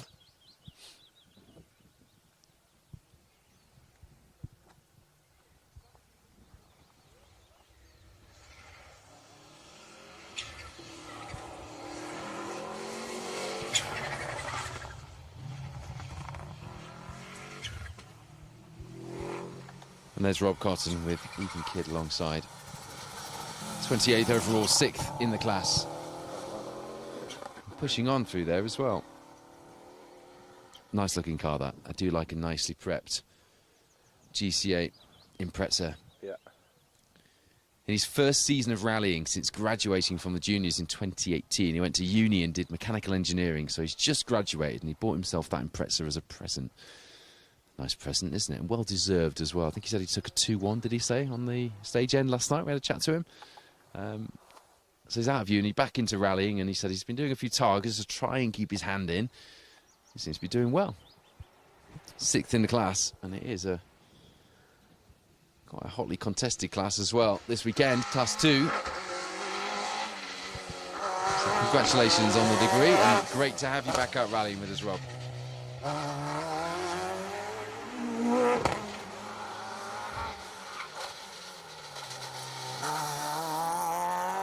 Tell you what, George, you managed to position these wheels perfectly for a bit of a table setup going on here.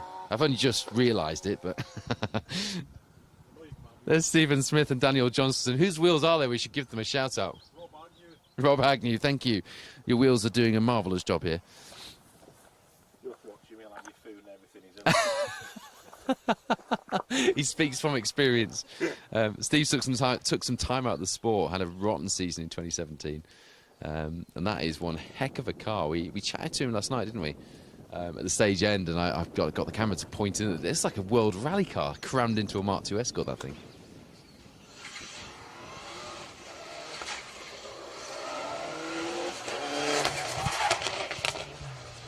The tyre squeal really pushing on in that Mitsubishi. Gordon Cunningham, Stuart McManus not registered for any championships this weekend, just out to see how far they can get into the entry and into the results and have a good weekend enjoying their rallying, they said last night. They did the Argyll rally in 2022, just before it became a championship round here in the Protyre. They retired due to a brake pipe problem. He was registered for Protyre points, was Gordon, last year, but he didn't do the Argyll rally there. As irony would have it, did it either side of, but this year doing just a few rallies without any pressure in the second of those red Evo 9 Mitsubishis.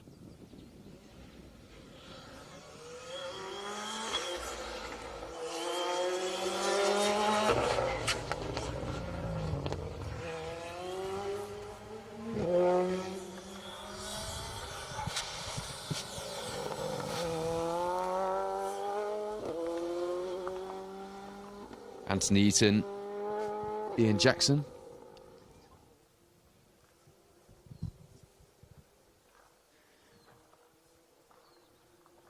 Just looking at where they fell last night.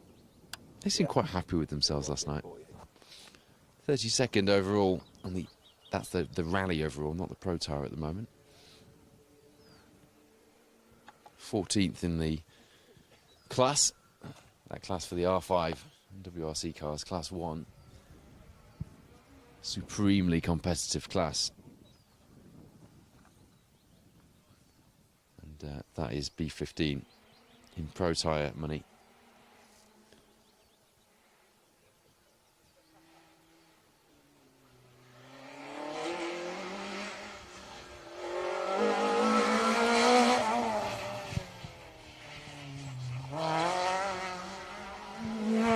Nathan Evans, Rhys Edwards, in the B11 class.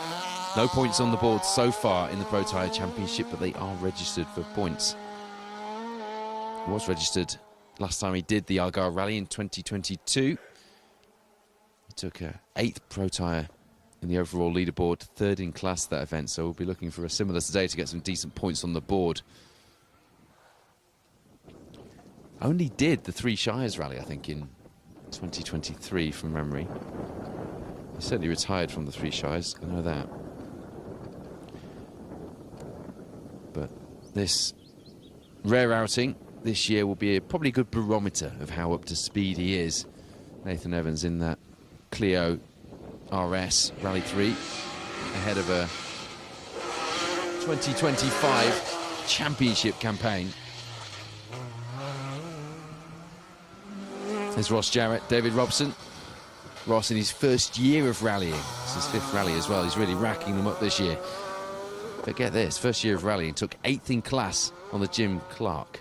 He hasn't actually been off the podium in his class either in his first year of rallying. That's not a bad...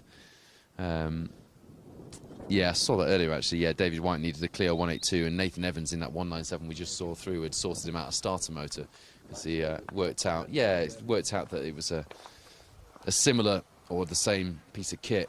So I managed to get that Clio 182 going, the second of the White's Bakery cars.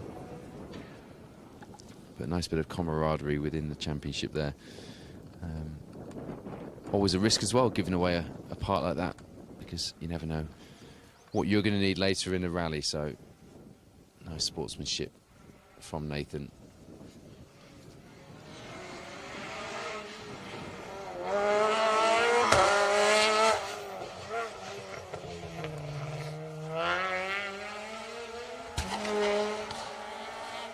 They do sound good, don't they, those Clio 3s. That's Josh Evans. Tony Edwards alongside, not registered for championship points, but came 77th overall, 5th in the Scottish Rally Championship.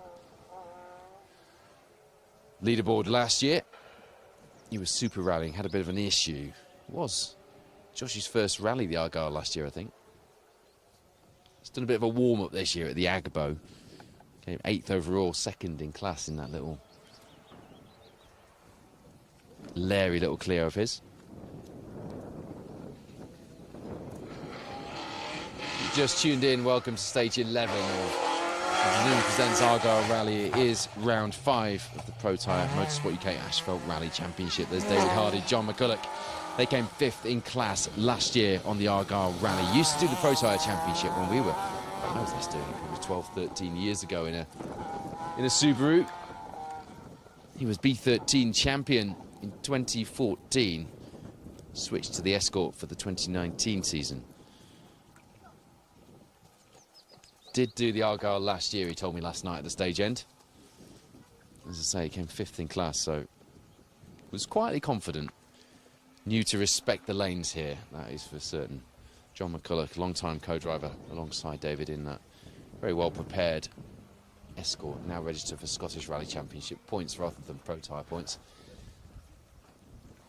Bring you an update on the overall leaderboard as well before we close this first of today's shows.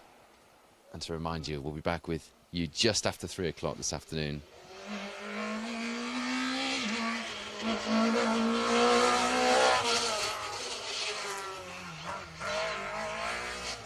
There is the best presented car in the Protyre Championship this weekend. Presented that award. Delighted to present it to him, actually. Lovely chap, and the car is lovely and well presented. Simon Hunter, Howard Pridmore in that high-revving Super 1400 Corsa. They come here 2nd in the B9 class. And they're fighting for a championship this weekend, but they have to manage things. They don't have many competitors to take points away from them this weekend. It's a good one for a haul of points, but they've got to get to the end. And that's sometimes more difficult than fighting for a result. Taking up a more expansive rally programme in 2023 than he did this year. But 3 so far gets him back to where he was. Will Main's not here. Main competitor in the B9 Championship this season. So he does lead the class, but it is tight, so it's a good opportunity, as I said. Dan Mennell then on the tracker showing... red line next to his name, which we suspect means that he has retired, which is gutting for him. Gordon Murray, Peter Carstairs there. Interesting rally history. Did his first half of his 20 years of rallying in a Subaru, and then jumped into a Mark II Escort. Goes well here though. He's had 2 class podiums so far in that Mark II. But yeah, Dan Mennell, it looks like, very sadly has retired. We're piecing it together as we go, but I think that's what that means. Richard Wise, who was ill before the event but managed to get himself well enough to get in the car, and they did a great job yesterday. Absolutely loved entertaining the fans in the 2 town centre stages in Dunoon. As Phil said, spun on the second one, but didn't care. Just absolutely loved it. In his words, it were mint. Look at Yorkshire lad. Paddy Munro, Andrew Stevenson there, celebrating 10 years behind the wheel of a rally car in 2024. It's quite an achievement, the effort and investment that goes into stringing together these events and these championships. A lot of respect for anyone who entertains us for that long. He's class champion in the Scottish Championship in 2021.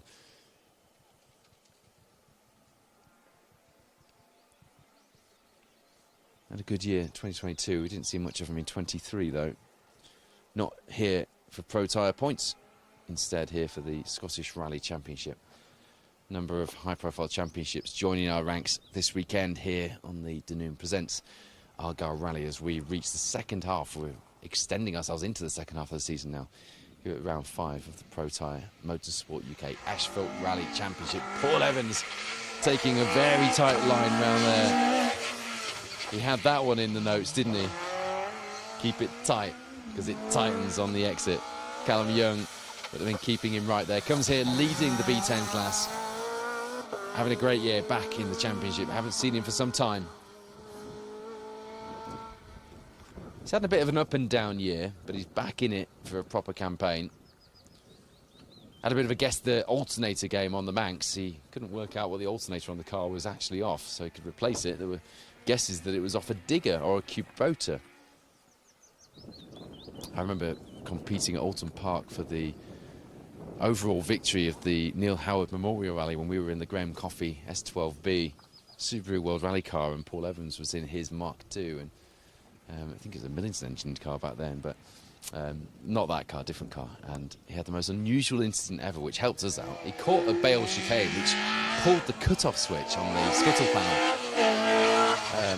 The car obviously died and lost a heap of time, and that was in the very last stage when he was chasing us for the win, so a long time ago, 12 years ago.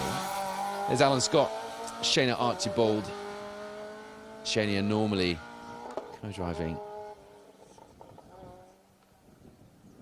in the Scottish Championship events in a Chrysler Sunbeam with Rory Campbell. Alan had a brief 2-rally fling with that MG ZR. Wasn't sure whether he was going to go back to the Clio, but he stuck with the MG. Does look like a nice spec car, that, as well. I'm not entirely sure whether it's a Super 1600 spec MG. Are you sure, Phil? It looked it. It looked like it was a nice spec anyway when I had a look around. It looked like it might have been Callum Black's old car. It's not obviously on the SBG registration, but it did look like it might be his car. From the BRC Challenge days. There's a car we love to see here in this championship. George Hayway, car 102, comes here 5th in the B11 standings. Started rallying 3 years ago in that Corolla, but get this, he switched to a Clio V6 to do some single venues with in 2022 into last year, and then went back into the Corolla this year for what is their first assault on the Protyre Motorsport UK Asphalt Rally Championship, actually. I'm just going to flick to the results as we have them, because we should now have results for 12, shouldn't we? They're at the end of 13 as well, then. I'm not sure we've got the results through from 13, but I will have a look, Phil. Oh, we do. Not for everyone, but we've got the first 20 or so cars through. Callum Black, Jack Morton then leading the way. Michael Binney, Claire Mole have dropped right back. No, they haven't. I'm looking at stage results and overall results there. Ignore me while I get my act together on the live results, as we continue to bring you live action of this 11th stage. Interesting one last night for Sarah Hunter, James Braithwaite. They didn't have any gears coming down the box. First time this season in the Fiesta R2T. Came first in class on the circuit of Ireland, actually. Done the Jim Clark and the Reavers, and now here in Argyll. It was just going to keep going as long as the car kept going, as long as they could find gears, she said. And it looks like they've managed to keep finding those gears, so hopefully an issue that they're able to sort. So good to see Sarah still out and in the hunt.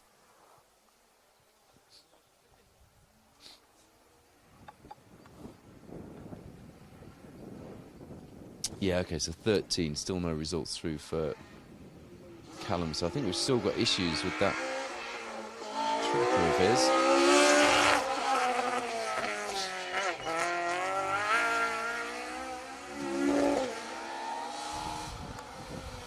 That's a good looking machine. I took a picture of that in service on Friday. Well prepared. Don't see too many of the, are they FN2? I think they are. Civic Type R's, that's Andrew Forbes. Alex Hill alongside here for Scottish Rally Championship points. Only been rallying since 2022. They were 10th in class on the Reavers in that Civic.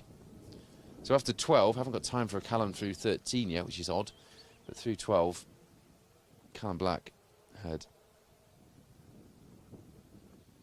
kept that 1 minute 40 advantage to Neil Roskell and Di Roberts. Why haven't we got a time for 13? Very frustrating, whatever's happening to Callum's tracker.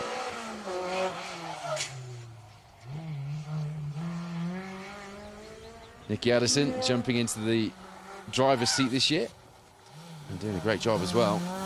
Mature drive from her last night. Her and Ian Thorburn had a plan for the evening stages. I spoke to quite a few of the drivers and that's what the plan was. Not many of them had a plan. She did. She was co-driving for Fraser Smith last year in that Lancer Evo 6. It was a DNF and she crashed on the 2022 event when she was driving a couple of seasons ago. Switched from her trusty 106 that we've seen her in for last year's Jim Clark, and then was in the Civic and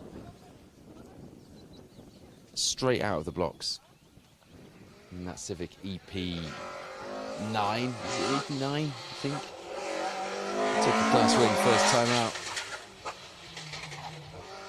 Took class top 10 on the Jim Clark last time out as well. So doing a great job so far, switching back into the driver's seat. Nicky Addison, Stephen Street and Robert Wood in the Mark II. Normally does single venues, doesn't he? Not here for championship points for any of the championships here on the Argyll. But he has done the Argyll once before, a couple of years ago. That was his first year of rallying as well. These are big rallies to do for anyone, but especially in the first year that you've competed. Big, challenging, quite formidable and foreboding roads, especially with the conditions that we always seem to have here. Interestingly, mostly on the Friday. It's mostly wet as hell on the Friday night and then dries up on the Saturday. Is that how it went last year, Phil? Broadly speaking, or was it just wet as hell the whole time? Yeah, I think it was. I remember watching the coverage and thinking, my God, that looks wet. Yeah, it was awful. Friday night was awful. Worse than last night. Yeah. Mind you, towards the end of the night, it was driving rain, wasn't there, last night? I wasn't out in it. I was back at the hotel, but about midnight, it was terrible, apparently. Yeah, the last bit of the event last night for us in Dunoon was pretty wet, I have to say. But last year, thinking back now, we were in the trees on Tarson Dam. Yeah, it was awful under the trees. When it wasn't awful from rain, the midges were everywhere. Yeah, poor Phil Sandham got quite a rude awakening that night. Yeah, it wasn't fun last night. But then on the Saturday, probably similar conditions to what we've got now. It seemed to just get a little bit better then on the Saturday. So, yeah, maybe this is the pattern. So Callum Black not showing a time through 13, but we know he's through there. So just no idea what's happening with that. But we can safely say, I think, at this point that he's still issues with the tracker, but safely say he is out in front with a comfortable lead so far. That's men. Yeah.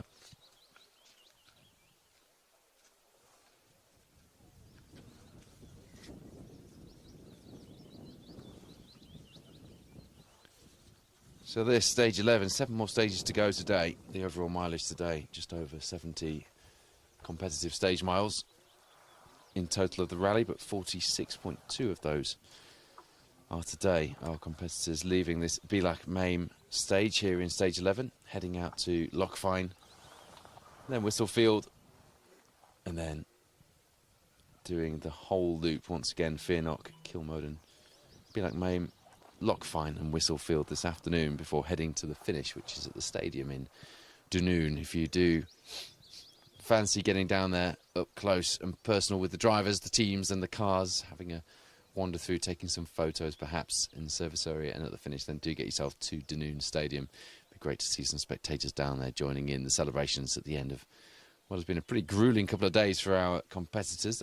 I use that word a lot, but I don't use it lightly. These events really are quite testing, not just because of the enhanced mileage over a standard one-day event that a lot of these guys are used to doing, but also because of just how challenging the roads are in nature and the conditions, as well as Phil mentioned.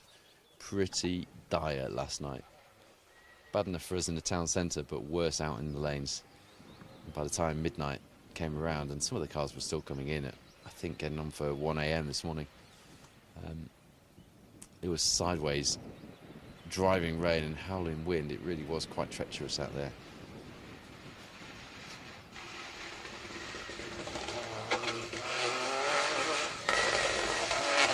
There's 208. Rally cars really do sound fearsome, don't they, on the overrun, popping and banging their way through the stages. Richard Stewart, Owen Patterson, he's got some history here in this neck of the woods. First rally was in 1971, which was the Granite City, as he told me last night. But he, just after that, had a bit of a gap and then did the 1979 Burma Rally, which is what this rally used to be. That's where it came from, in a Ford Anglia. Now, that event was won by Chris Slater and Henry Liddon. Big names, hey? But get this. Although Richard Stewart retired, it was an all-star lineup on the retirements list. Among the people he joined on that retirements list from the 79 Burma Rally, which was the forerunner to this Argyll Rally, with Donald Heggie, Tony Fawkes, Robin Mounsell. Now might be the right time as well, Phil Bramwell, for me to tell you the story about Clan Crusaders. Donald Heggie rallied, he was one of the guys who rallied at Works Clan Crusader. And on the advertisements for, I'll share a picture on Facebook later just for you, but on the advertisements on the programme for this rally in the 70s, they had his clan, because he was sponsored by Burma Oil. But he never did the rally in a clan. He never did it in an escort, and he always had really bad luck on this rally. He did the Granite City and the Snowman and a few others in the Scottish Rally in the clan. But there's your Clan Crusader story. A link. It's a link that never quite was, but it is. It's a great programme cover.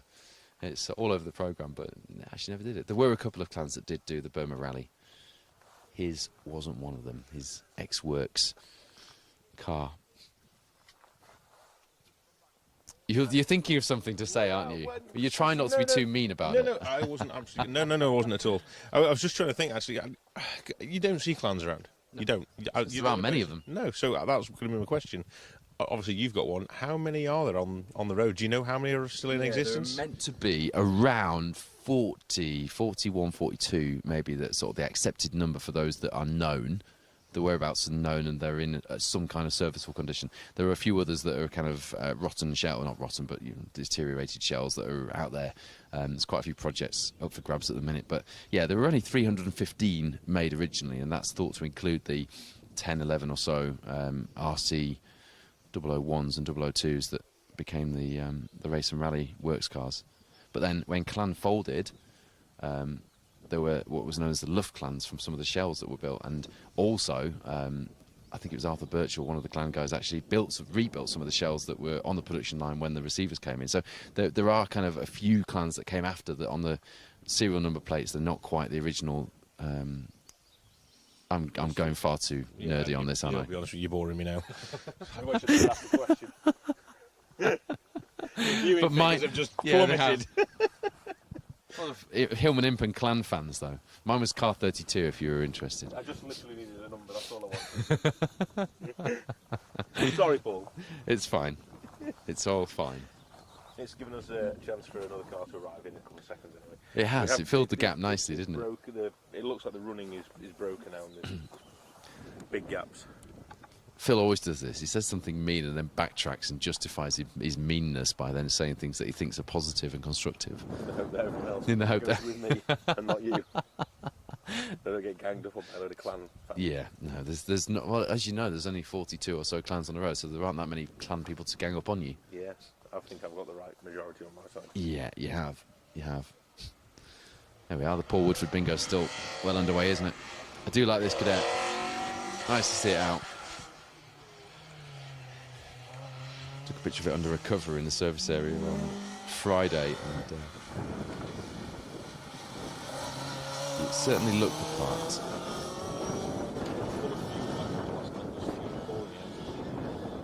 Was there? Neck, yeah. Well, as it was coming past us on the stage in Dunoon, yeah. Strong smell of fuel as it was kicking it all out. What? That's interesting. Because there was a strong smell of fuel inside the car when I stuck my head in to interview. There's quite a lot coming out the filler neck, yeah. I'm just assuming it was a bit overfilled. Quite a long night, wasn't it? So it probably needed to be brimmed. Yeah. Looking forward to seeing the Forenza through, Gareth Frank's Forenza. Yep. That's a great looking car. Very, very well prepared and really sounds the part as well. It did last night in the town centre. Just looked right. Looked strange, but looked right seeing such a historic car firing through a high street. It's Pat Johnston and Kevin Barden in the Cadet GTE. So he's done 2 Argylls before, hasn't been off a class podium. Last saw that car in Beverley, actually, on my home rally. It was good to see it there as well. Used to campaign a lovely red Mark 1 Cortina GT in the early 90s, the days when H1 and H2 ruled the roost in historics. This being a round of the British Historic Rally Championship, we get to see the other end of that spectrum, but not quite the far extreme end of the spectrum, which is the new Category K cars, is it Category K, isn't it? The Group A cars. The Galant VR4s and the the Subaru Legacies. Group A very much back on the agenda. And I just saw, Russ Otway showed me a photo of Chris Birkbeck's, not sure if I can say this. No one can hear you. Per Eklund. It's only me and you here, don't worry. Yeah. What are you telling me? The Mark II Astra, was it Manx Telecom sponsored? Oh, British Telecom sponsored, Per Eklund. Yeah, BT, wasn't it? BT, yeah. Apparently it's still got a period phone on the dashboard as well, but it's just been restored. Oh, nice. So we are hoping to see that out. I'm going to hope to get into the motorists for this Motoring News Championship reunion event that I'm hosting with Jonathan Pullin in October. Yeah, that'll be good. Sorry, Pentia-Ricola, wasn't it? I said Per Eklund. Pentia-Ricola. Thank you, producer Wayne. You knew. You could see my face. Yeah, I know. I knew when you went Yeah, but I'm silent. really disappointed in myself. Oh, you went silent, then I knew you were getting a... Pentia-Ricola, it was. Wayne will absolutely be loving that now. He's so happy with He's going to be so... He'll be chuckling away, Yeah. rubbing his hands together, sat there in the studio van, Yeah. because I'd got that wrong, and he was Yeah. able to correct me. I'm really annoyed with myself, Phil. No words. Big gaps on the stages at the minute. We have got a car on the way to us now, so you will see car number 74 coming into view very shortly. But yeah, we're following the tracker. Gaps opening up here, so maybe issues in the previous stages, and they're just trying to drag it out a little bit now so that we don't have to run interim cars. But cars still on the track, so it's which is good. Got some reaction from some of our crews as well, from Donna Preston and our organising team down at Rally HQ. The car's returning there for service now ahead of the afternoon loop. Callum Black says he had a really strong morning. Weather conditions were challenging, dry 1 minute, wet the next. Yeah, we can attest to that as well. It was quite a challenging morning, whether you're in a rally car or outside of one, as it turns out. Neil Roskell, it was wet in the last stage, which made it very slippy in places, but he's enjoying it. Absolutely loved that last stage, despite the conditions. And he's loving being in this hunt as well, back in the championship battle, which he found himself in, and really came to our attention so much last year with the way he was driving. He's back on that pace and seems to have really found his mojo this weekend, which is fantastic to see. And great to hear that he's enjoying that. A bit more reaction in a minute. I'll continue to bring you some of those thoughts from our drivers. You should see Fraser Smith, Michael Motes. That's the car that Nicky Addison was co-driving in last season. He alternates between an Evo 6 and that Mark II. The last time, I'm trying to think, Jamie McTavish, our special stage cameraman, co-drove for Fraser Smith. And Jamie told me a story where he was, I'm sure he said that they were that last minute getting the car ready that they had to go and get it MOT'd on the way to scrutineering, on the way to the rally. Yeah, Jamie had quite an adventure on this rally in that year, a couple of years ago. Hugh Brunton then had no gears for the last 3 miles in stage 12, which would explain why he did drop back, get a puncture earlier in the morning as well. So he's looking for a big fight back this afternoon. We've had a few of those this season. Callum Black, the king of fight back so far. And I tell you what, if he takes the victory here this weekend and gets his championship campaign back on song, that will be some performance and some clawing back of what looked like being a terrible season for him earlier in the year. Will Hill was struggling with setup, was a bit too soft, frustrating morning for him, but he's still here. Just not that happy with his times, which is interesting because as far as the overall rally is concerned, he's inside the top 10 and he's fourth overall in the Protyre cruise, so not sure what exactly he thinks he wants more than that, but I like the ambition and I'm looking forward to seeing it playing out on the stages this afternoon. Darren Atkinson lost intercom. I didn't do too badly, that considered this morning. And he's fairly comfortable out there as far as the championship is concerned. He's fighting with that TR7. I told you, he wants that TR7. Gordon Morrison, and a good morning.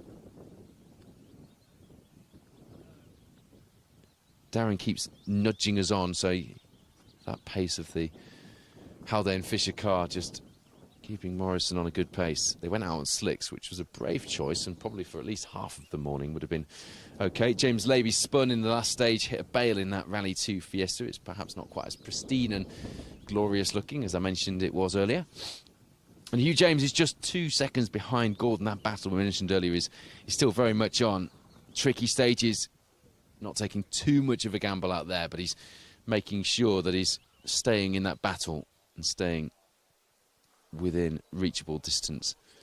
Aled Morgan, meanwhile, in the blue Escort, pretty happy with how things are going. The car setup's good, worked on it after last night, and the stages are nice and technical, just as he likes them. The Welshman having a good morning here on these Scottish lanes. But what will the afternoon bring? Well, we've still got a little bit more action to bring you from stage 11 here, although we have got another gap in the stage at the moment. And then we'll be live with you for Belak Mame this afternoon as well, just after 3 o'clock. Is that another stoppage, another blockage in the stage? We've got So his way, they're setting off at big intervals, that's all. quite a few gaps to catch back up at the regroup, and they're going to need to get as many of them back as possible.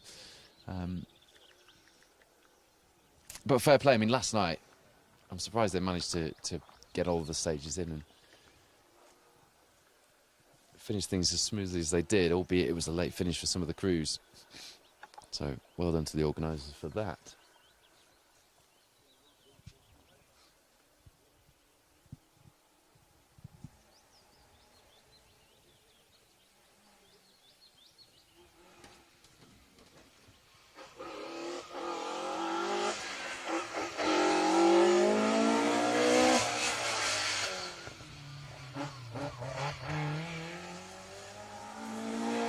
Callum McLeod, Laura McLeod then in the Mark II. He was here last year, came fourth in class. And does occasional rallies now.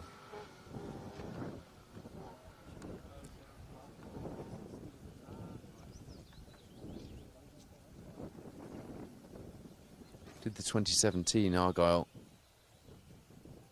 in an Evo 6. Before it was a closed road rally. It's only been a closed road rally for the last 3 years. Before that, we were in the forests here. And long before that, as we mentioned earlier, it was the Burma rally. Don't forget, if you want to follow the live results during the stream and once we've finished in between our live coverage shows. You can go to rallies.info for this round. And you can view by position order, class order, or entry list order if you want to find a particular team or driver and find out how they're getting on this year's rally. Halfway through the day now, 3/4. 2/3 of the way through the event, with just that afternoon loop to go for the leading crews who are back at service at HQ at the stadium in Dunoon. The weather, anything but settled. We've had a fair bit of rain this morning, but at the moment it's dry. But that's meant that for the competitors on the stages, there's been a mixed bag of conditions. Nothing going into stage. Nothing going into the stage at the moment. There's a few cars parked at the start. The car into the stage, okay. So we expect to see car 73 into the shot. Very shortly, it'll be Tony Shields with Graham Wild alongside in the RS 1800. One of the BHRC competitors. Their first British Historic Round, I think, this year. Did a rally in Germany earlier in the year, but they didn't finish that. That's had some unusual cars in his rally history. Fiesta XR2 in 1988. Corolla GT, we like those. The Avenger and Astra GSI. I'm still annoyed. I said per-Reckler, not Pentia-Reckler, isn't it? Wayne Goldring got to correct me. He's probably still laughing. I reckon he's still laughing. He's really chuffed with himself, isn't he? Be having a celebratory sausage roll in the studio van. Joe McCann, Charlotte McDowell had an issue with the clutch this morning, just causing them to back off a bit, apparently. But all sorted now, and we'll be on for a big charge this afternoon. There were a few mechanical issues creeping in last night's stages when we spoke to people at the end of stage 2. But for the most part, they do seem to have managed to get them sorted.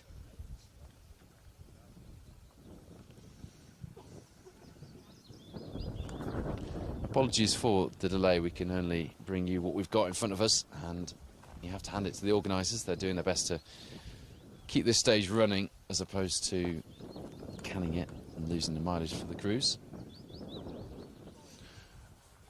Phil Bramwell is actually looking down. After everything he just said to me, he's got the Clan Crusader competition history page up on his phone, and he's looking down at the Clan Crusader history. After everything he said to me. Phil Bramwell, you're boring me now. Yeah. I'm trying to out-nerd you. You're not going to out-nerd me. There must be a fact on here that you don't know. There must be. Oh, I don't know. I don't know the years, so if you're going to call years. Johnny Blades won the Motorsports in 73. Alan Connolly won Tour of Mull in 72. Andy Dawson came second on the Manx in 72 behind Roger Clark. I was interested in this, actually, to be fair. The last, like the latest dates, I was expecting them to be a lot earlier than that. So 2005, still, winning classes in hill climbs and things. It's, it's good going. There's still a couple out there. Paul Mankin had his.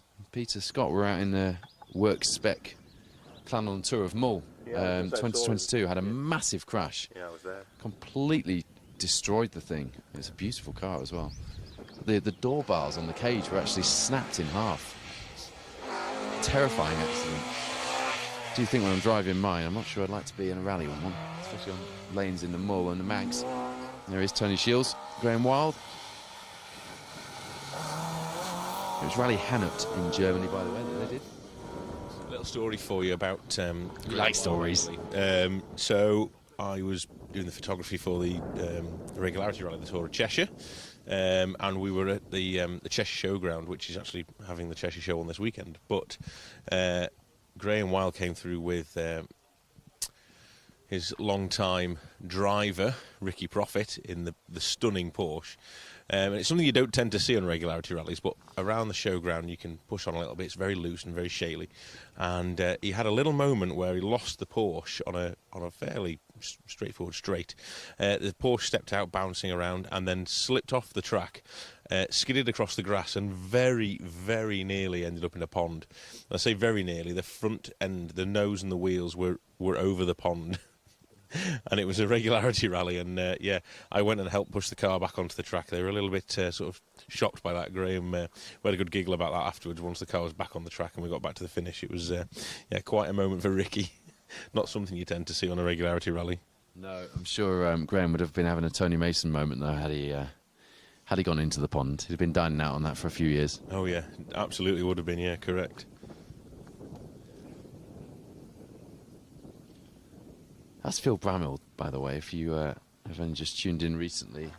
I'm Paul Woodford, and Phil's joining me here on camera number 2. No, camera number 1, sorry. And we've got Sam Leonard on camera number 2 with producer Wayne. Is that Tudor Jenkins as well? No, that's Graham. Oh, it's Graham. That's Tudor Jenkins, isn't it, from a glance there? Very gentleman looking hat. Yeah. Unlike yours. No. When was that then? March. Oh, so this year? This year, yeah. Okay, cool.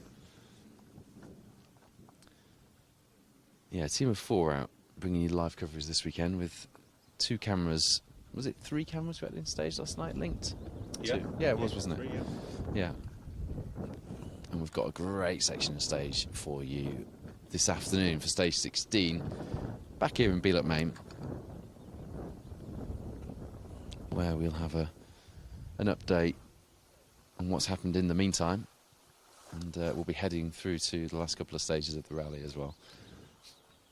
So by the time we finish the stage here later on, we will have our overall winners at the end of the last stage, won't we? So we should,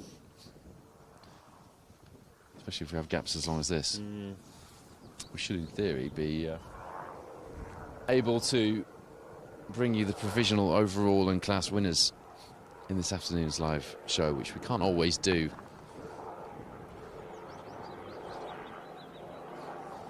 Big gaps between each of the cars now, so the field very spread out. Some of that time the organisers will do their best. David and Grace Pedley up next, isn't it? The organisers will do their best to get the next bit back, but they're not going to get all this time back in the next. It looks like there's been an issue in probably one of the previous stages. The one previous to us has also had some big gaps, and I've been watching that. They're now going through that at fairly regular intervals. I think what they would have done is probably tried to regroup things here a little bit by splitting the cars up even more than a minute to maybe 3, 4 minutes, 5 minutes, maybe just to sort of keep the cars rolling through. But what that does is it stops us having a big 20, 30 minute gap, which obviously is not exactly the most entertaining for everybody watching or being here. And obviously from safety point of view, if the cars are on the stage 5 minutes, it means people aren't going to be walking up and down the road as well. So that's good. The organisers are doing a cracking job to keep things running. After these next few cars, I would probably guess there's going to be a few more gaps for the next sort of 15, 20 minutes, but we'll have a car every 4 or 5 minutes or so, and then hopefully we'll start seeing them regular. I'm just looking at car 47. It looks like Rory McCann's retired in the previous stage. I'm gutted about that. He was having a great battle with Kev Dunn in the Nova, not for championship honours, but Rory needed some good championship points from this one. He was quite wary of doing anything silly when I spoke to him last night in order to nail that brief. So absolutely gutted if Rory's retired. It is quite an extensive retirements list, more than we often see.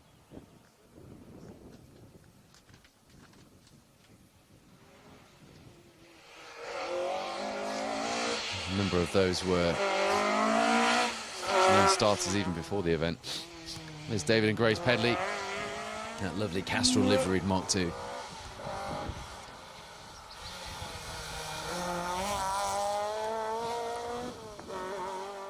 Dancing that escort through the streets of Dunoon last night. It was great to watch. The handbrake was being pulled at every opportunity. Really entertaining for the fans to watch as well. It was great. Looked like he'd enjoyed himself when I spoke to him at the finish of stage 2, actually.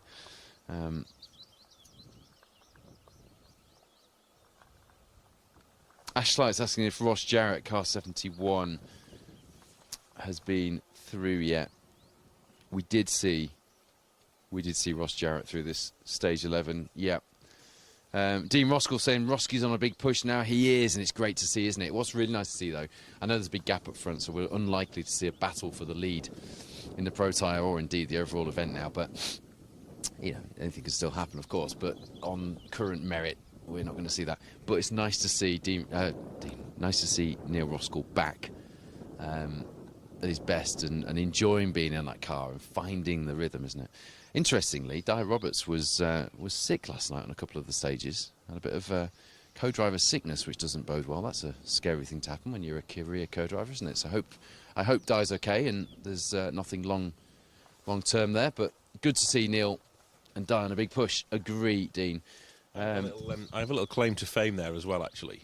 Di being sick? No, but a similar sort of thing. So I've obviously never really had the opportunity to compete at this sort of level, but a good few years back now, I did do a 12-car sort of scatter rally championship around the Wallasey Motor Club area, and my navigator for the event was Mr. Marchbank. And I did make Andy Marchbank sick, and although that's like, you know, at the time you think, oh, that's horrible, there was part of me thinking, oh my God, I've made someone who's, you know, used to this be really ill. It was quite a proud moment, really. I tend to find that that's rubbish driving, Phil. It was 100%. There's no doubt about it. I was driving a diesel Ford Focus around the lanes of Wales. It was horrendous driving.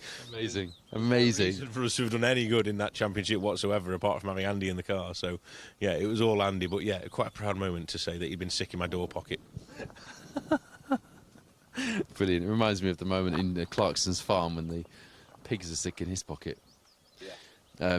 Anyway, James Day would like us to say a happy birthday to Linda Thomas, boss of Salter Motorsport. She's currently in service at Dunoon, so if you're watching, Linda, happy birthday. We hope you're having a good day. I can't think of a better way to celebrate your birthday, if I'm honest, and William Hill would agree, as would Phil Sandham. Simon Mildren is watching from Jersey in the Channel Islands. Yeah, he's cheering on Sam and James. Well, James Levy had a spin in stage 12. He's still going, no. He's thumped a chicane, we believe. So that pristine Rally 2 Fiesta is perhaps not quite as pristine now. And Sam Toozle, Aaron Nicol have pulled out. Personal issues, and we do wish them well. And I know from speaking to Sam, we will see them back out very soon. So look forward to seeing him back out on the stages. But yeah, not going to see anything from him today. Monkey Magic says, is Jimmy Shan still in? And is he still backed up by his band? I'm not sure what that's all about. But No. am I too young to get that one? Too young. Yeah. Go on then, what's the joke? What have I missed? Jimmy Shan with all the players with all band, all Scottish band. Okay. So it went right over my head, did that on Monkey Magic. Yeah, he's still in, I guess. Linus Cooler says, hello from Sweden. No, if you're in doubt, don't say yes. That can get you into all sorts of trouble, Phil Bramall. Maybe that's where I'm going wrong. RB5 Steve is watching our coverage from Cheadle in the Staffordshire moorlands. I didn't realise there were any moorlands in Staffordshire. What? Not really. Not really. It's like a... There is. How dare you? Really? You'll He's upset. watching from them. You'll upset some people near me. You will. I suppose you're not far from there, are you? Okay. I play in the Staffordshire. Well, I don't. My son plays in the Staffordshire Moorlands Cricket League.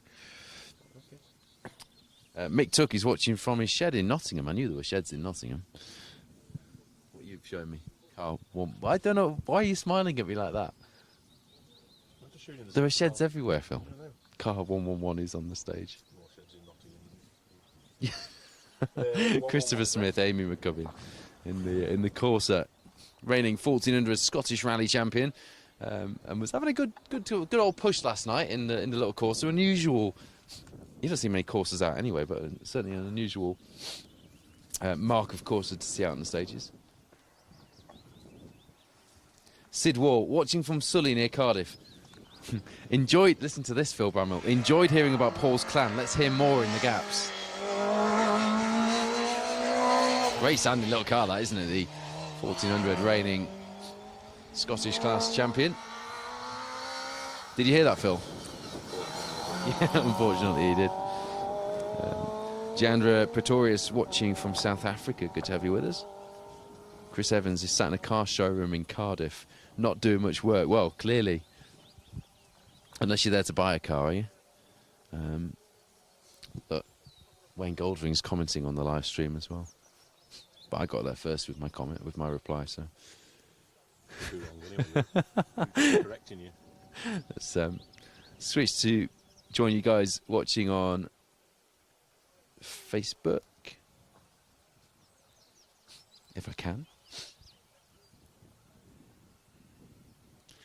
Have you broken the satellite, Phil? Nope. It's running awfully slow. There we go. Okay, David Roberts is watching in Saudi Arabia, enjoying the coverage. Stuart Drynan is watching from the storyline on stage 11. I presume you mean the start line. Lewis Brindle cheering on Roskell Motorsport. Is it the start line? Can you tell us how many more cars are at the start line? And Rick Sutcliffe is, yeah, if you could, Stuart Drynan, just let us know how many cars are waiting at the start line. Rick Sutcliffe is keeping all the Manxies up to date. Did you hear that all the Manx guys were in a hot tub together? Did you hear that? Yeah, and I can fully imagine it as well, to be honest with you.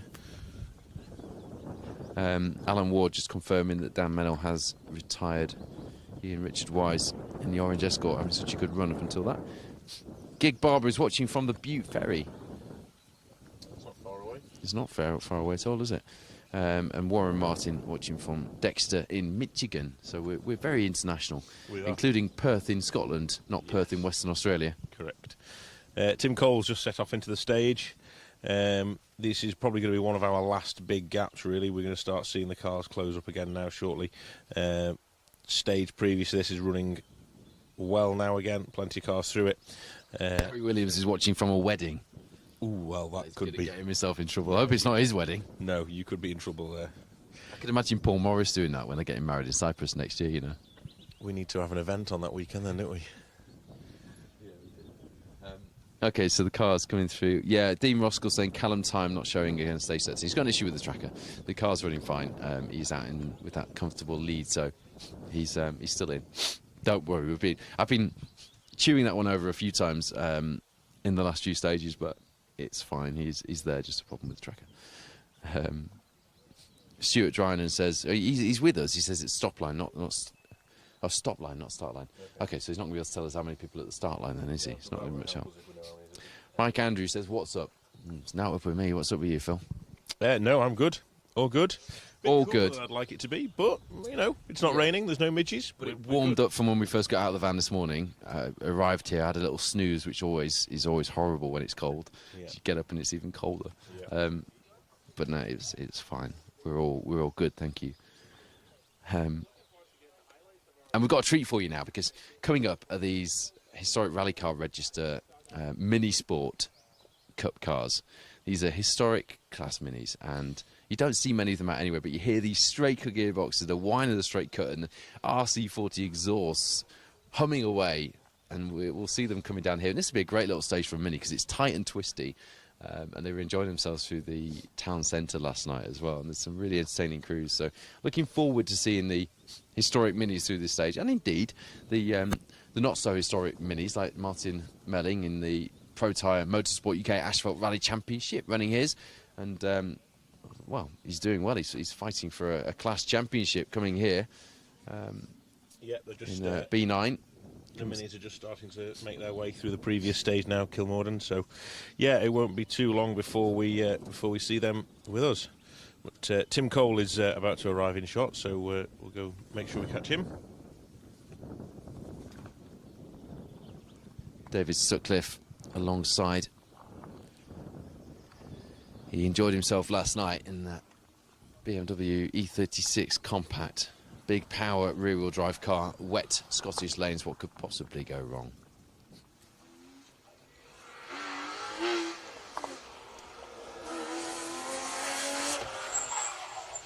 Oof, bit of tyre smoke there from Tim in the BMW compact. He was enjoying himself through there, wasn't he?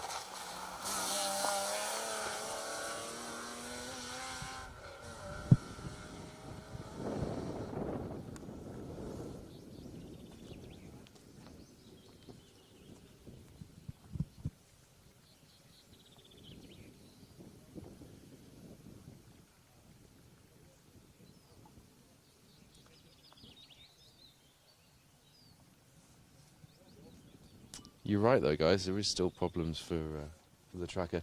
Right, we'll get a real treat for you now, just to fill some of this space. We've found some archive footage of the 1984 Argyll Rally, which we're going to show you. We've been nerding out about Clan Crusaders and the Burma Rally and all this rally history, and you guys have told us that you've enjoyed the rally nerdery from Phil and I. So here's some proper rally nerdery from the 1984 Argyll. Classic scenes from a place that is steeped in rally history, even if not on these particular closed road lanes.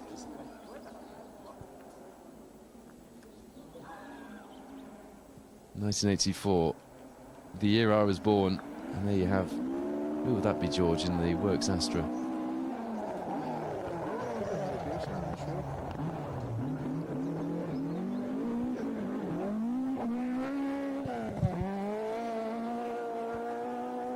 Great scenes with spectators as well at the side of the stage there.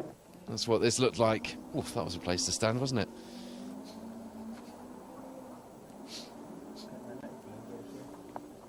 Goodness me, that's entertaining. Here's me getting really nerdy now. Guess what I'm looking on now, Phil?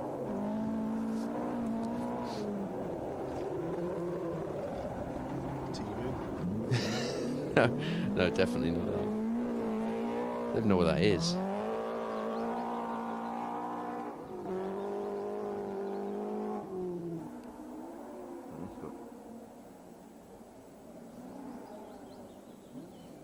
Right, let's have a look.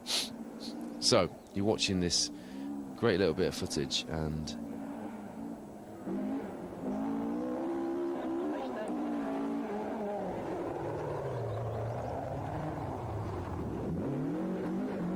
hopefully, no, I haven't got results from the 84 event, annoyingly. That would have been nice, wouldn't it?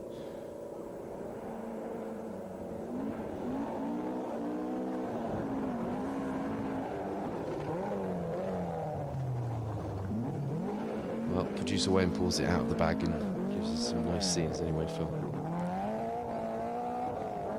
wonder if anyone commenting can... Jason Taylor, question for you all. What year when all cigarette sponsors were banned? 97, wasn't it?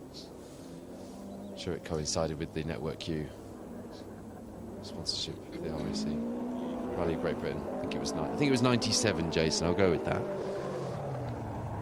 And we hope you enjoyed that little archive piece there.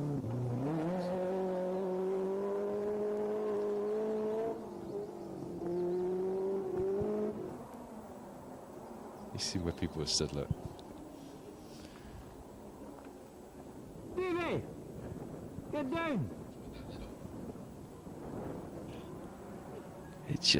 There's some frantic scenes there, aren't there? Come on, Jason, you asked us the question. When were cigarette sponsors banned in rallying? You've got to give us the answer now. Were we right? Was it 97? You found the 84. They don't exist, do they, online? It's annoying. I was going to...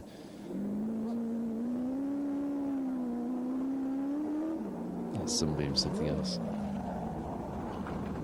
Look at that.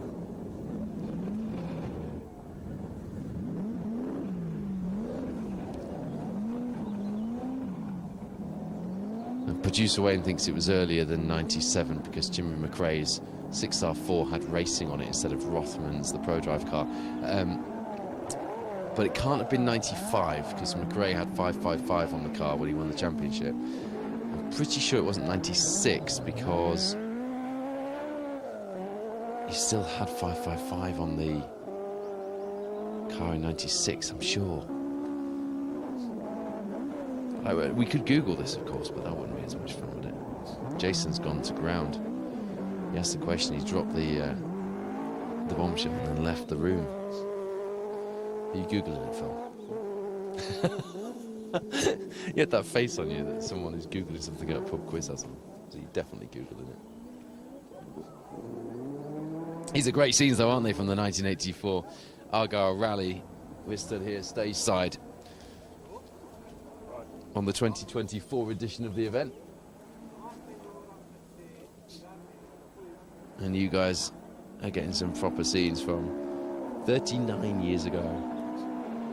40 years ago. I said that because I was born in 84 and I'm 39, but actually I'm 40 this year, so excuse my bad maths. Dean Roskell enjoying the coverage. We still haven't found any times though for Callum, have we? If everyone's tuned in just now and they're expecting the 2024 Danoon Presents Argyll Rally and they get the 84 version, they're going to be confused, wondering what's going on.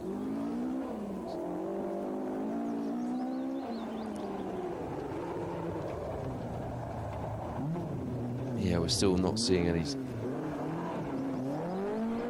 times, are we? From 13 for Callum Black.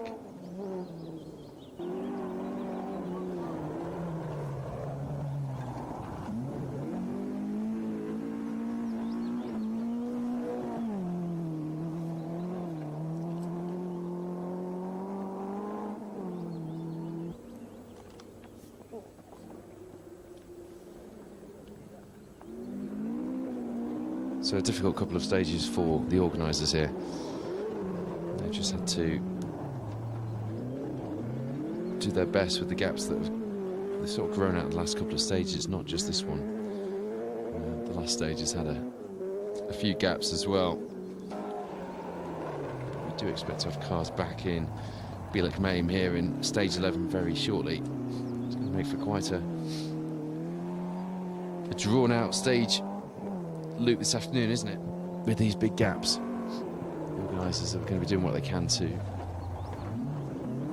pull everything back in now. So despite not having any results for stage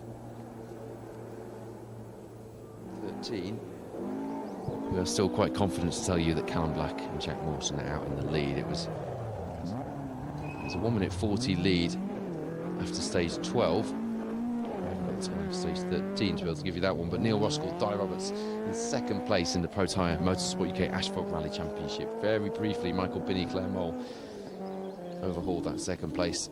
They're now 2 seconds behind, chasing the championship hopeful, but he'll be keeping his eye not on the Fiesta R5 of Binney and Mole behind, but on the Rally 2 Fiesta up ahead, because that's where his championship fight, Neil Roskell's, is. Hugh Brunton, Drew Sturrock, a few cars behind on the overall results, but only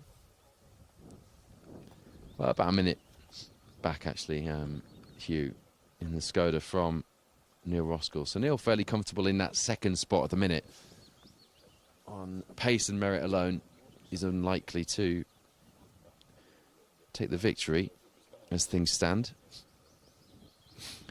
And as long as he doesn't do anything silly or have any major issues, he's fairly comfortable and won't have any sight of a green Skoda Rally 2 Evo in his rearview mirror. So top 3 in the Protyre: Callum Black, Neil Roskell, Hugh Brunton, and Will Hill still in 4th in the Protyre at the moment. We've got cars back in the stage. We hope you enjoyed that little look at the 1984 Argyll.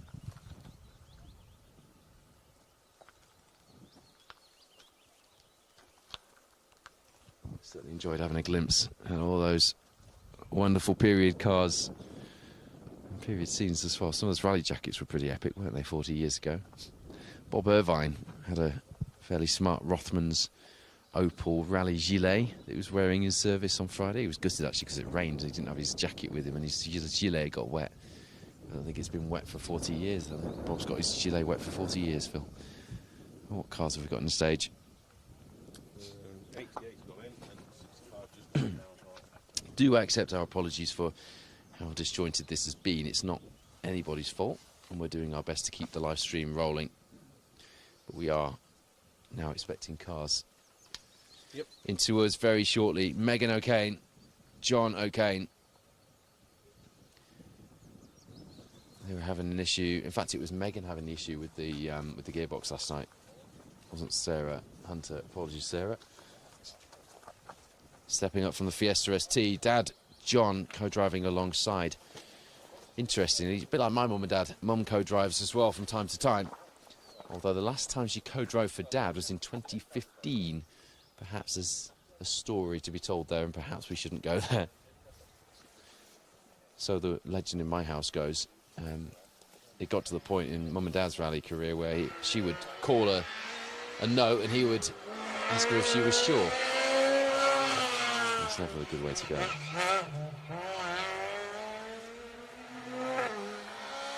There we go, Megan, John O'Kane in that brightly coloured Fiesta R2. Big step up that from the Fiesta ST.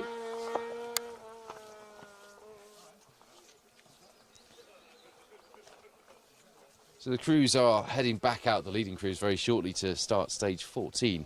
Meanwhile, here we are in stage 11 due to the gaps. So there's quite a lot to keep your eye on the results. Megan and John were 15th in class 4, not registered for championship points here, but came 3rd in class on last year's Argyll rally, so that gearbox problem last night clearly cost them.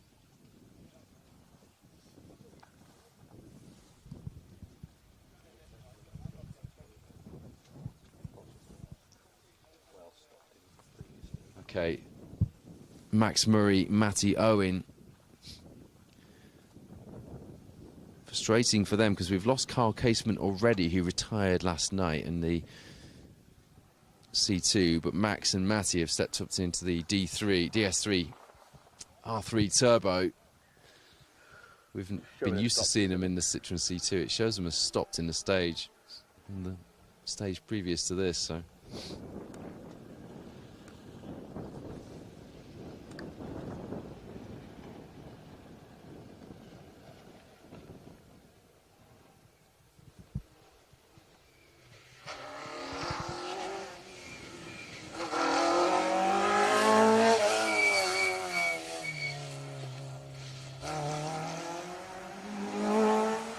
Greg Lithgow, Chloe Fleming in the lovely grey, very well prepared by the way, Mark II.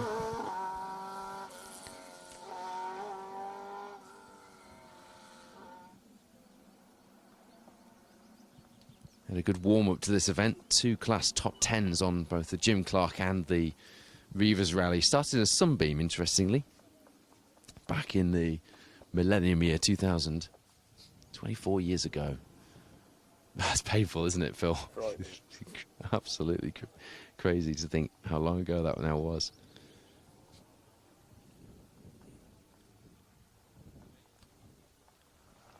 But not registered for any championships this weekend, just out for the result here on the rally, and they were enjoying themselves. And I saw them briefly at the end of stage 2 last night. Still a fair bit of distance to go on today's route. Today's overall mileage, 46.2 miles.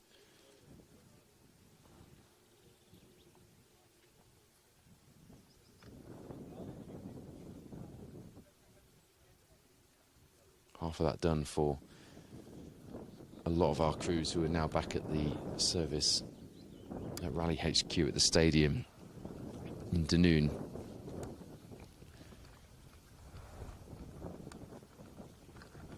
Simon Hunter in the Corsa was talking last night about how difficult the job becomes when you're used to having to push really hard and you've got your competitors around you, which by the midway point of the championship, you've got a feel for the pace and you kind of know how fast you need to go and how much you need to push and where you can take the risks and where you can back off. But as soon as that jeopardy is taken out and the first of our cars off the stage here, and that was nicely done, I was expecting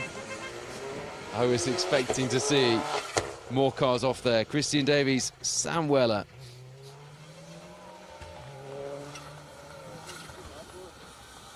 Doing a good job of getting Dylan Davies' Subaru back on the stage there. They knew that was coming. They were on the brakes coming in, but just couldn't get it stopped in time. Dropped off onto the edge, and tell you what, they did well there because there's the drop is, if you go into that with any speed whatsoever, you're not coming back out of it. At the very best, you're going to be beached down there. So, did well there, didn't he, Phil? He certainly did. Yeah, yeah. Kept his foot in. There's not too much to hit in there, which is good. Well, I No, think- but you're not coming back out if you go in at any speed because it just goes down so far, doesn't it? Yeah, and It's, also the grass is it's so wet and boggy here as well, isn't it? So staying on the bank and keeping his foot in there did him proud.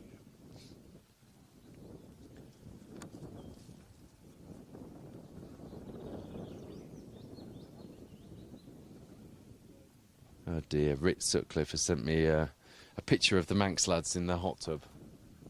Nice. Nice, says Phil Bramwell. Nice. Thanks, Rick, I think.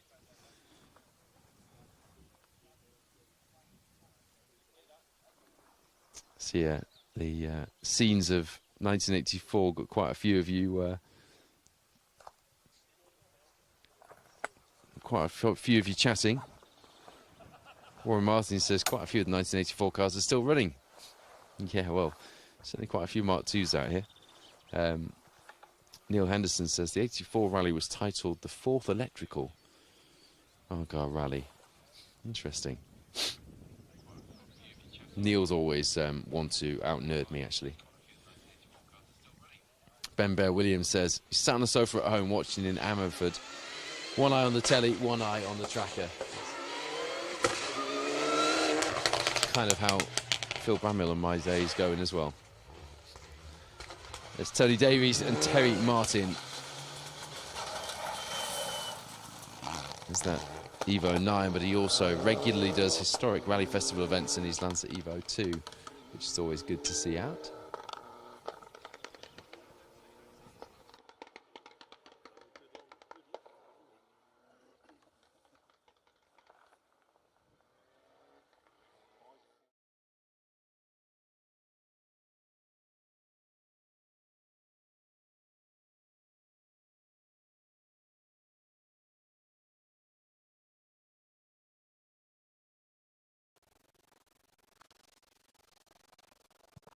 He just managed to get away with that one, didn't he? In the Evo. Talking about all of the road that you want to take through here. Yeah, big ditch. Hobby 52 says that you always go to the big area.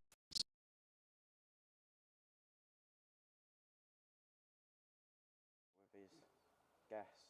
A little bit less talent.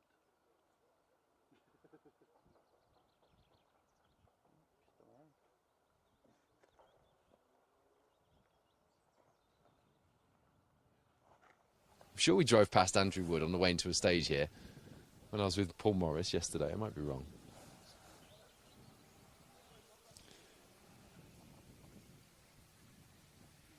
In third place were Ken Wood and Peter Brown in the Vitesse. 84 was an interesting.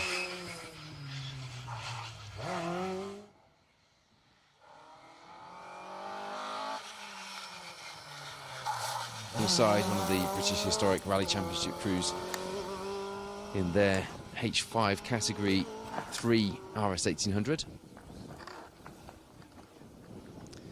Welsh Historic Rally Champion in 2022. Had a rough RAC, you may remember, from November last year. Seems a long time ago now, doesn't it? But has started strong in 2024. First and third in class on the Rally Nuts and Dixies.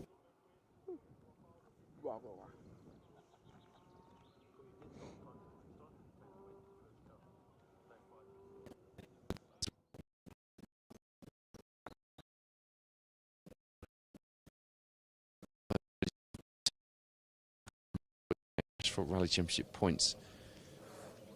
Mike and Dale's rally very much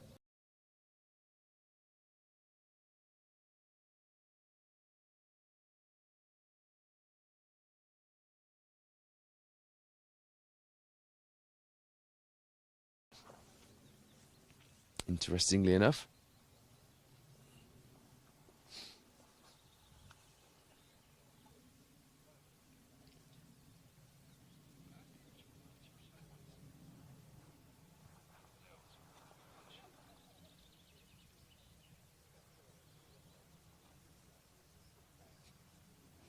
The crews last night were talking about the gaps when they were stuck at the start line and nothing compared to today, and that's the other thing. We're talking about how we feel about it, but the crews at the start line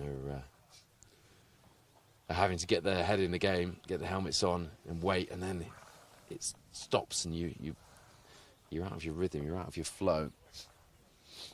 So just as frustrating for them inside the car as well.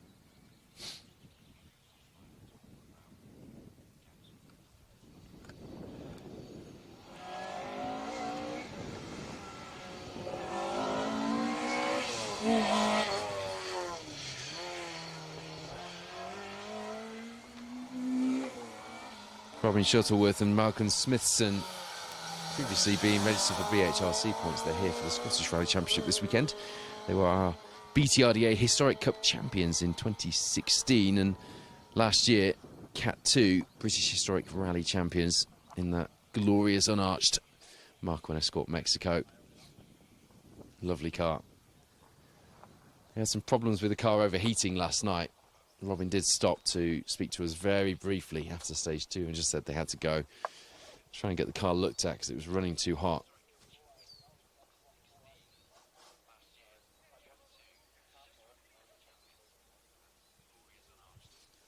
But he didn't add to the high attrition levels on the event so far, getting that thing back underway and back in action today.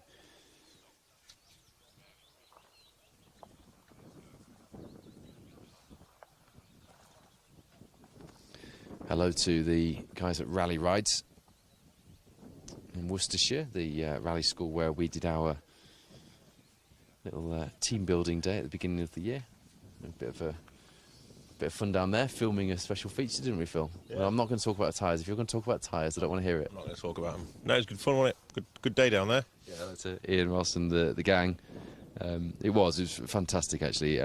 So if you have got I think you've got a day on today, and generally have special stage on in the background in the rally office while the event's ongoing. Hello to everybody. Hope you're having a wonderful day on that airfield and hope the weather's treating you nicely. You wouldn't want it to be too dry down there, would you?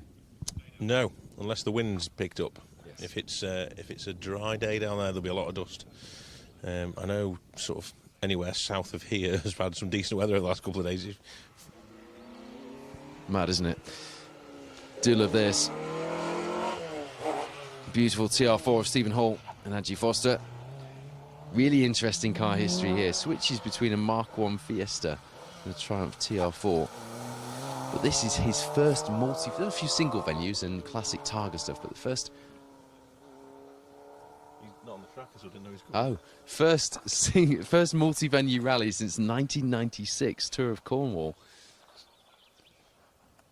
There's quite a few crews on the entry this weekend who have done the Tour of Cornwall and their rally history. I'm not sure what conclusion I'm drawing from that. It just seems quite a strange fact given how far north we are and how far south Cornwall is. I just quickly going back to that TR4, I think that is probably the car of the event for me. Do you? Yeah. I've got a bit of a soft spot for them. I don't know why. I just really like them. I just think they look really aesthetically pleasing. They're just a really nice looking car. They are amazing. Extra points for the word aesthetically pleasing as well in the streams. Managed to get that out with aplomb. I took a picture of that TR4 in service on Friday. It's got like oil soot marks up the back above the exhaust, which pleased me immensely. But I was most disappointed when I worked at Cadwell Park once at one of the vintage events, and they had all these vintage, as a Bugatti celebration at the VSCC, and they had all these vintage Bugattis with the charred marks up the back near the exhaust and down the sides. They painted them in when they restored the racing cars, so they would paint like the soot marks to give it the effect that the exhaust was sooty. Right. No, it wasn't nice. It was very disappointing. So I'm hoping that the mark on the back of that TR4, I might run my finger through it if I see it later in the event, just to check it's not been painted on.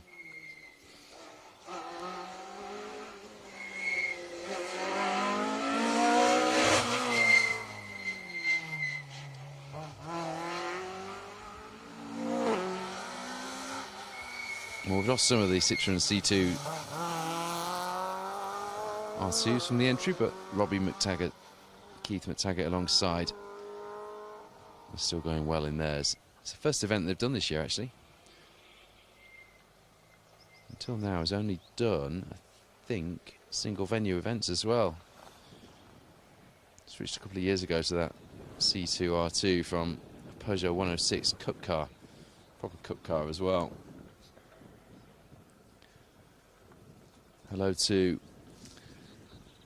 Nikarunziza Zambia. I hope I've said that right. Live from Kigali in Rwanda. Good job, brothers, he says. And, yeah.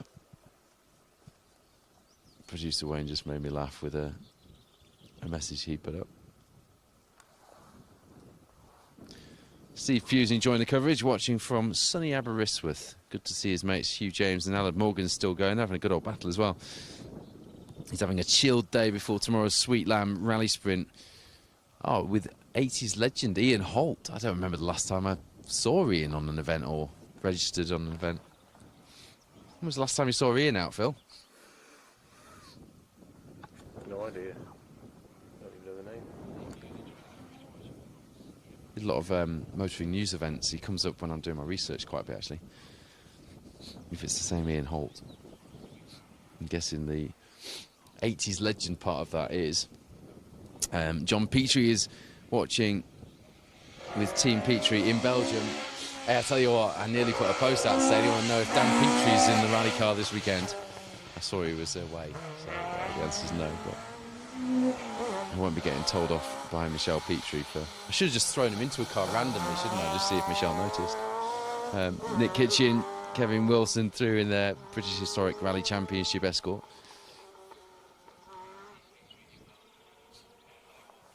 This is their first visit to the Argyll, looking at it, but they had a convincing class victory on the Reavers last time out. Not a championship round for either the BHRC or indeed ours, but Sheldon Roberts asking if we're going to be covering the Hills Ford stages yet. It's part of the Protyre Motorsport UK Asphalt Rally Championship this season. It was the Hills Ford Three Shires rally last season and impressed us all immensely. We enjoyed it. Really good event. So looking forward to being in the foothills of the Malvern Hills and enjoying those roads around there. With one of our sponsors, Hills Ford, as well, running that event, or sponsoring the event. That'll close out our season in style. So we will see you there. Apparently that's Sheldon Roberts' neighbourhood, so he'll see us there.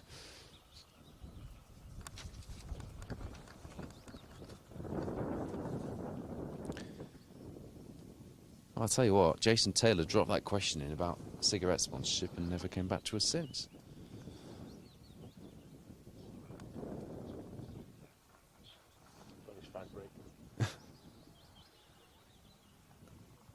A few people mentioning Callum's time not showing. Yeah, we're aware there's a bit of an issue with the tracker. Not really sure why. He sort of seems to come and go. Hello to Adrian Passman watching from sunny Jersey in the Channel Islands. I bet it's lovely there today.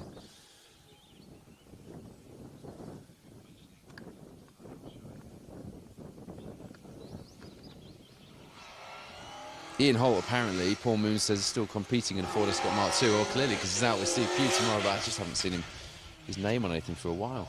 Michael Dowling, Stephen Buckley are back in the rally. Not registered for any championship points this weekend, just out looking for a rally result. But they actually retired from yesterday's event, so featured on the retirements list, but are back restarting today in Super Rally Rules, so that's good. Been rallying in that car since probably 2017, 2018. The first rally he did was at the Killarney Historic. That's a heck of a first rally to do, isn't it? Regular top 10 class finishes in Ireland. Did have a trip to the Manx last year. Didn't go too well. But back out of Ireland for another go here in the UK this weekend. Want to compare against our B11 contenders here in the Protyre Championship on the leaderboard, and we'll give you a rundown of the leaderboard in a short while.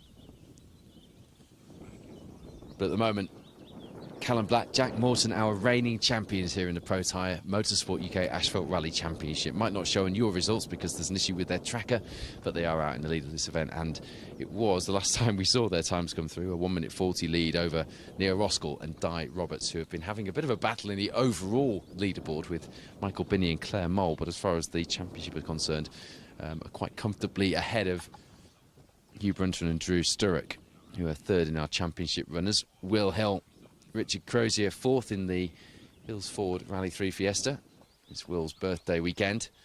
Enjoyed some themed birthday cake yesterday, courtesy of the Protyre Championship organising team, which was a nice moment. It's very much getting back down to business now, as you see Bobby McDonald and Martin McCabe through this 11th stage.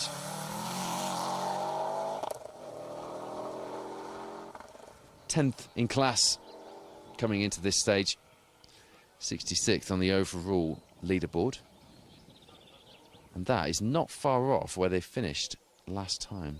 That's not far off their position in the B14 class in the Protyre Championship either. 64th overall, 10th in the championship, but they came 68th overall, 5th in class on last year's Argyll Rally. But they weren't registered for the Protyre points last year. Just look back at the result they took here. It's the first time they've entered the Protyre after becoming class Scottish champion in 2022, but it's good to have them here fighting in that B14 class, a hotly contested class, equivalent of class 2 here on the Argyll Rally. I tell you what, Phil, this has felt like a very long stage, and indeed it has been a long stage, hasn't it, with the tremendous gaps in it.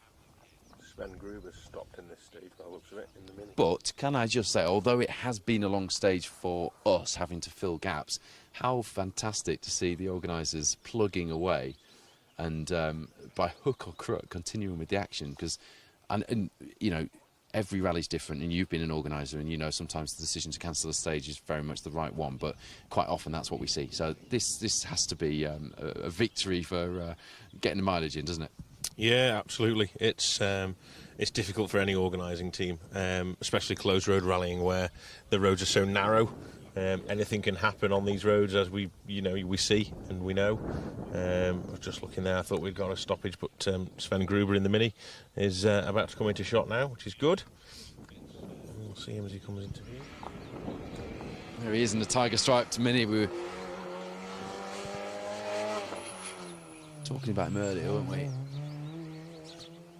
But his first season of rallying, even my 16-year-old Mason has caught sight of his social media, so he's been making quite a bit of noise about how excited he was to come out rallying. You were right, actually, Phil. I did look into it. It was his second ever rally. Did the Ultratech SMC. You were there with that, weren't you? Yeah. Had Harry Warshaw alongside, actually, as part of the Mini Rally Challenge. He's not one of the he's not one of the official Mini Rally Challenge competitors. I think there's a low rent version, isn't there? I'm not sure what that second Mini Rally Challenge is all about, actually. But there aren't many competitors in it, but it'd be good to see Sven in the Mini Rally Challenge. He actually came 5th in class on his first rally at the SMC stages, which is, for anyone who's rallied, that's brilliant. It's not easy. I had an engine failure on my first rally. That wasn't much fun. David McLaughlin, Adam McLaughlin alongside. One of the ones who put a request out for a starting race with Nathan Evans in the Renault Clio. It's only to the Renault Clio 3 197 Cup car was only too happy to oblige, so thanks to Nathan, fellow competitor. And the McLaughlins are out in that second of the White's Bakery cars, and it's good to see them out as well. Haven't had a good start to the season. They retired from the East Riding stages and withdrew their entry to the Legend Fires Northwest, so we didn't see them there. But they're back in the Clio for this one, although they were showing as being an impressive on the entry list that I had originally. Interestingly, started in a Mazda 323 four-wheel drive. That'd be an interesting car to start your rally career in.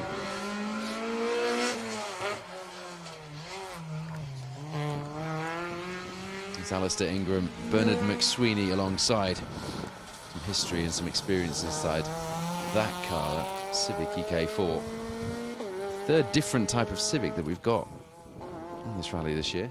If you're a Civic fan, you're a Civic nerd, you'll appreciate that. EK4, FN2, EP3, I want to say. Is it EP3 or EP9? Nikki Addison's Civic. Nikki's watching this. She'll be tutting and rolling her eyes at me. You've got nothing, have you? You've got nothing for me. No. Anyway, Alistair's first rally was the 1990 Gemini Tour of Mull in a Lotus Sunbeam. Just imagine that being your first rally. My first rally was the Jack Neal Memorial Rally at Blyton in a Ford KA. A little bit of difference in that, between that and the 1990 Gemini Tour of Mull. There's Gary Salmon, Mark Mason. Happy birthday, Gary.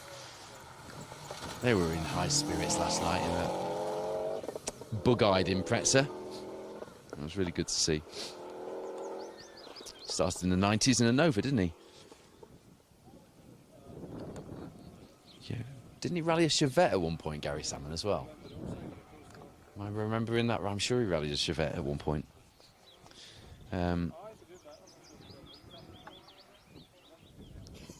Does a lot more on circuit rallies than he does on closed road stuff. The East Riding Stages in Beverley in East Yorkshire earlier this year was the exception, but he normally gets top 10 class finishes. Nice reliable production spec car, and it does go well. They're just enjoying themselves out here. Registered for the North East Tarmac Rally Championship. Just one of the other local championships joining us, as you see Sandy Arvanot, Ian Arvanot alongside. They didn't finish the Argyll last year. You may remember them in the Metro 6R4, a number of the competitors. Come here, Kev Monaghan, ladies and gentlemen. I've just talked about Gary Salmon as he went through the stage. Yeah, I didn't realise it was you when you came running at me earlier. Yeah, but men hug me in forests quite often, so I'm used to diverting action. Yeah. Kev, we're going to see you back in a rally car. I did see a post that you had your eyes on a certain Corsa. I thought about it, then I realised how much money it costs, and then I thought, nah, not for me. They've made you a fair bit of money over the years as well, mate. In Kielder last weekend, I said I'd forgotten that they were Vauxhall Corsa kit cars, because I remember them as the Kev Monaghan Corsa kit cars. I think you've had every one of them out there. Pretty much, yeah. They're a great car, superb, huge fun to drive. You had some fantastic results in this championship as well, didn't you? I mean, 2011, 12, we missed the national championship with a broken oil cooler, which was a killer. But no, we had a great time, really did, and I think buying the orange car, I wanted to relive that the results we had in the white car, but old, fat, slow, doesn't help. He's talking about the car. He's an athlete, I can tell. Good to see you, Kev. And again, happy birthday to Gary Salmon.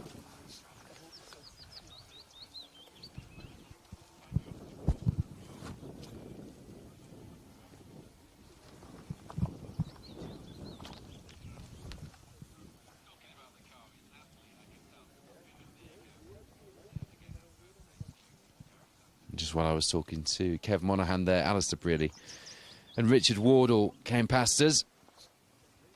They came 10th in class on... Literally just got away with it.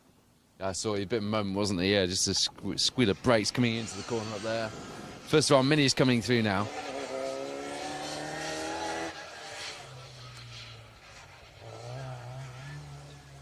These little Mini Sport Historic Rally Car Register Cup cars. Great home for these historic minis that we don't see enough of out competing. Interestingly, the Manx seems to attract quite a few minis, especially international entries from some of our Japanese friends who come over for that. That's Clive King with Ian Harrop alongside. A string of HRCR awards over the last few years, particularly 2021 was a high point for him. He was a 1400 class champion in the BRC in 2014.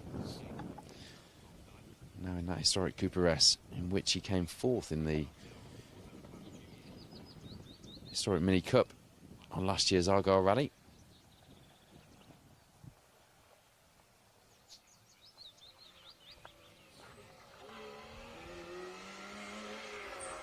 Colin Blunt here, who we had a bit of a joke last night because I said this isn't really your surface, but he's doing more and more of these closed road rallies now with Mark Blunt alongside in the Fiesta ST. Although someone needs to tell Colin it's a Mark 6 Fiesta, not Mark 5. Whether that's Colin or whether that's rallies.info, I'm not sure. But it's a Mark 6. Mark 5 was the facelifted Mark 4. Same chassis, but Phil's enjoying this. Say again. Unbelievable. It's definitely a Mark 6 anyway. What colour More wheel used to was seeing him in the forests, but the East Riding stages last year gave Colin a bit of a taste for closed roads. He was 10th in class actually on the Northwest stages this year, of which Phil Bramwell was one of the organising team. Fond memories of the day with your feet up after that one, I'm sure, Phil, because I'm sure there's a lot of work there. I tell you what, that was one heck of a moment there.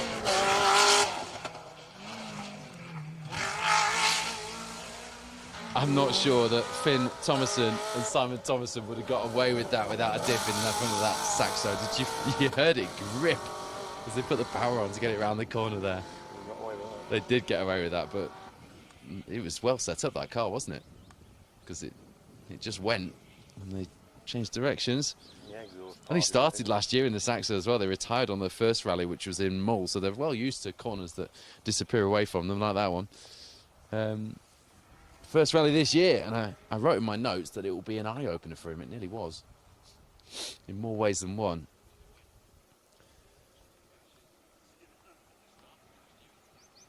But fair play, got away with it. And we'll fight another day and fight another 7 stages after this one.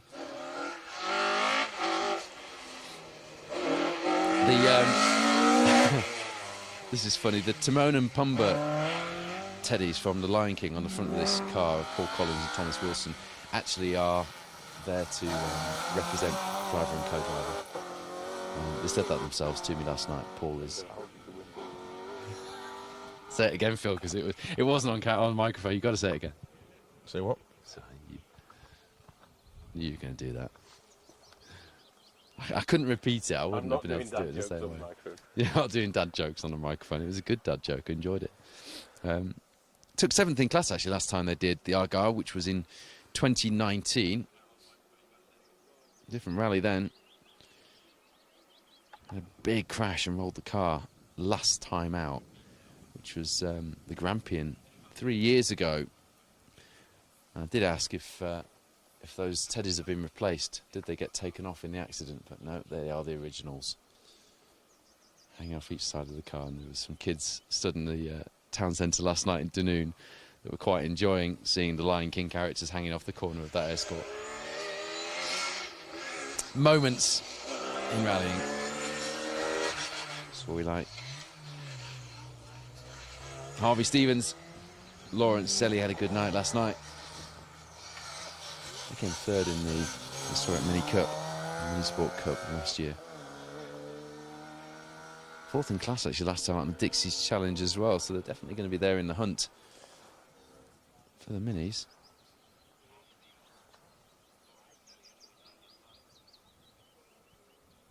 Currently 2nd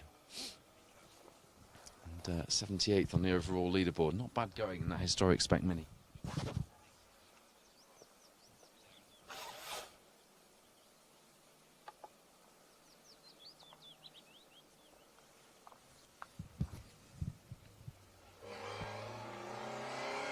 There's that Forenza I was telling you about.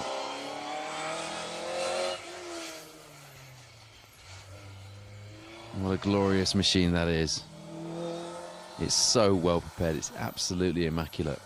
Gareth Frank, Tony Vart. It's not the Chevy V8 engined one. It's got the 2.3 slant 4 engine that the original Blydenstein car would have. And actually, last night I did say it had bigger carbs, didn't I? And I was going to check on what those carbs were. It had twin 175 Stromberg carbs on that, on the 2.3, after the Blydenstein engine was put in the car, back when the car was in period. So there you go. I couldn't remember exactly what it was last night, but I did remember to check when I got back to the hotel. I bet I was the only person in Scotland, or probably anywhere, checking the size of the carburettors on a 1970s Vauxhall Forenza slant 4 engine. Phil Bramwell's nodding. Nodding off more like. Say again. Nodding off more like. Well, I'll have upset some serious rally fans. oh, you'll have upset some serious rally fans, yeah, if you're nodding off at the talk of a slant 4 engine in a Forenza.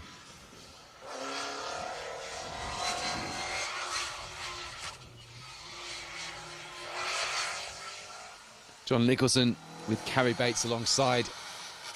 Carrie still sporting that suntan from Barbados, having been out there with Graham Hay in the British Airways Mark II Escort. And now here in Scotland having a very different type of adventure, a mini adventure. Second rally this year for John, retired with water pump failure on the Jim Clark Reavers. Well, Carrie wasn't there for the reasons aforementioned. Remember the days when, well, no, you won't remember the days, Phil. George Bryson might remember the days when the Scottish Rally was an international event. Well, John Nicholson did that event in a Lancia Fulvia in 1972.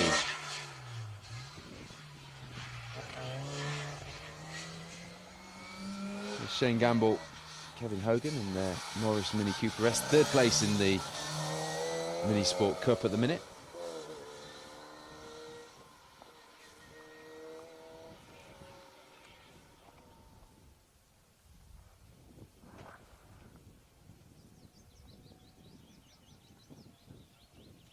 Shane, no stranger to a top result in this Cup, actually, when the car's reliable. It hasn't always been, but it has been worked hard over the years. Had a DNF on last year's Argyll Rally, and the engine failed. So they'll be delighted to be in a podium spot. 2/3 of the way in. We'll be looking for a finish on this year's event, no doubt. Good to have the action back underway, isn't it? And the car's back out on the stage. Never quite sure if that means that somebody's seen someone they know, or if they're, the co-driver is caught on the foot pedal. We've all done that from time to time and wondered what that noise was and realised that you had your foot in the wrong place on the footrest. David Robertson, Jenny Robertson alongside, doing their second ever rally. Their first one was the Argyll Rally last year in a 1400 Nova. They retired, I think, quite early on in the rally. Phil might remember, actually. They set some top 10 stage times in class as well, so it was quite a disappointing end to their first ever rally last year, but now they're out in that Focus. They come for Dunoon and they watched the first rally here and inspired them to go and build a car. Did they really? Were they beeping at you? No, oh, right. Right, okay. Yeah, they were having a whale of a time in last night. They had balloons on the back. Fantastic. Oh, I saw the balloons on the back of the car. Whose birthday was it? Well, I think it was the driver's birthday. Was it the driver's birthday? It's a real birthday weekend, this one. But yeah, so apparently they came to Dunoon, were inspired to go rallying in the first incarnation of this closed road event 3 years ago, and then came out last year for the first rally to do it. That's a fantastic story. And that's what this can do. And that's what we hope this does as well, for that matter. Great little story. There's Fraser McGurdy and Liam McHugh. 87th overall, 4th in the class at the minute in their Rover Mini.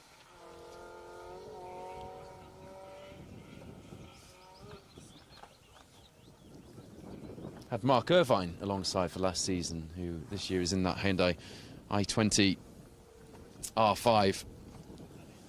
Well, I felt like we've spent a lot of time together this afternoon, or this morning, or this afternoon, as I think it now is here in its 11th stage of the day. We will be back with you on special stage when the action continues back in this stage for stage 16, when there'll only be 2 more to go, and we'll probably be able to bring you all of the leaderboard updates as we go through to the final provisional results of the overall rally and the Protyre Motorsport UK Asphalt Rally Championship result as well in this afternoon's live show. So do join us then. Enjoy the early part of your afternoon. Have a nice leisurely lunch now, which hopefully we're going to do as well. And are you going to get the bacon butties on, Phil Bramall? Is that's what's happening now, right? No, so. we're gonna move locations, so we're gonna be back with you live. Thank you for joining us. We hope you enjoyed that. More action from the Argyll Rally this afternoon after 3.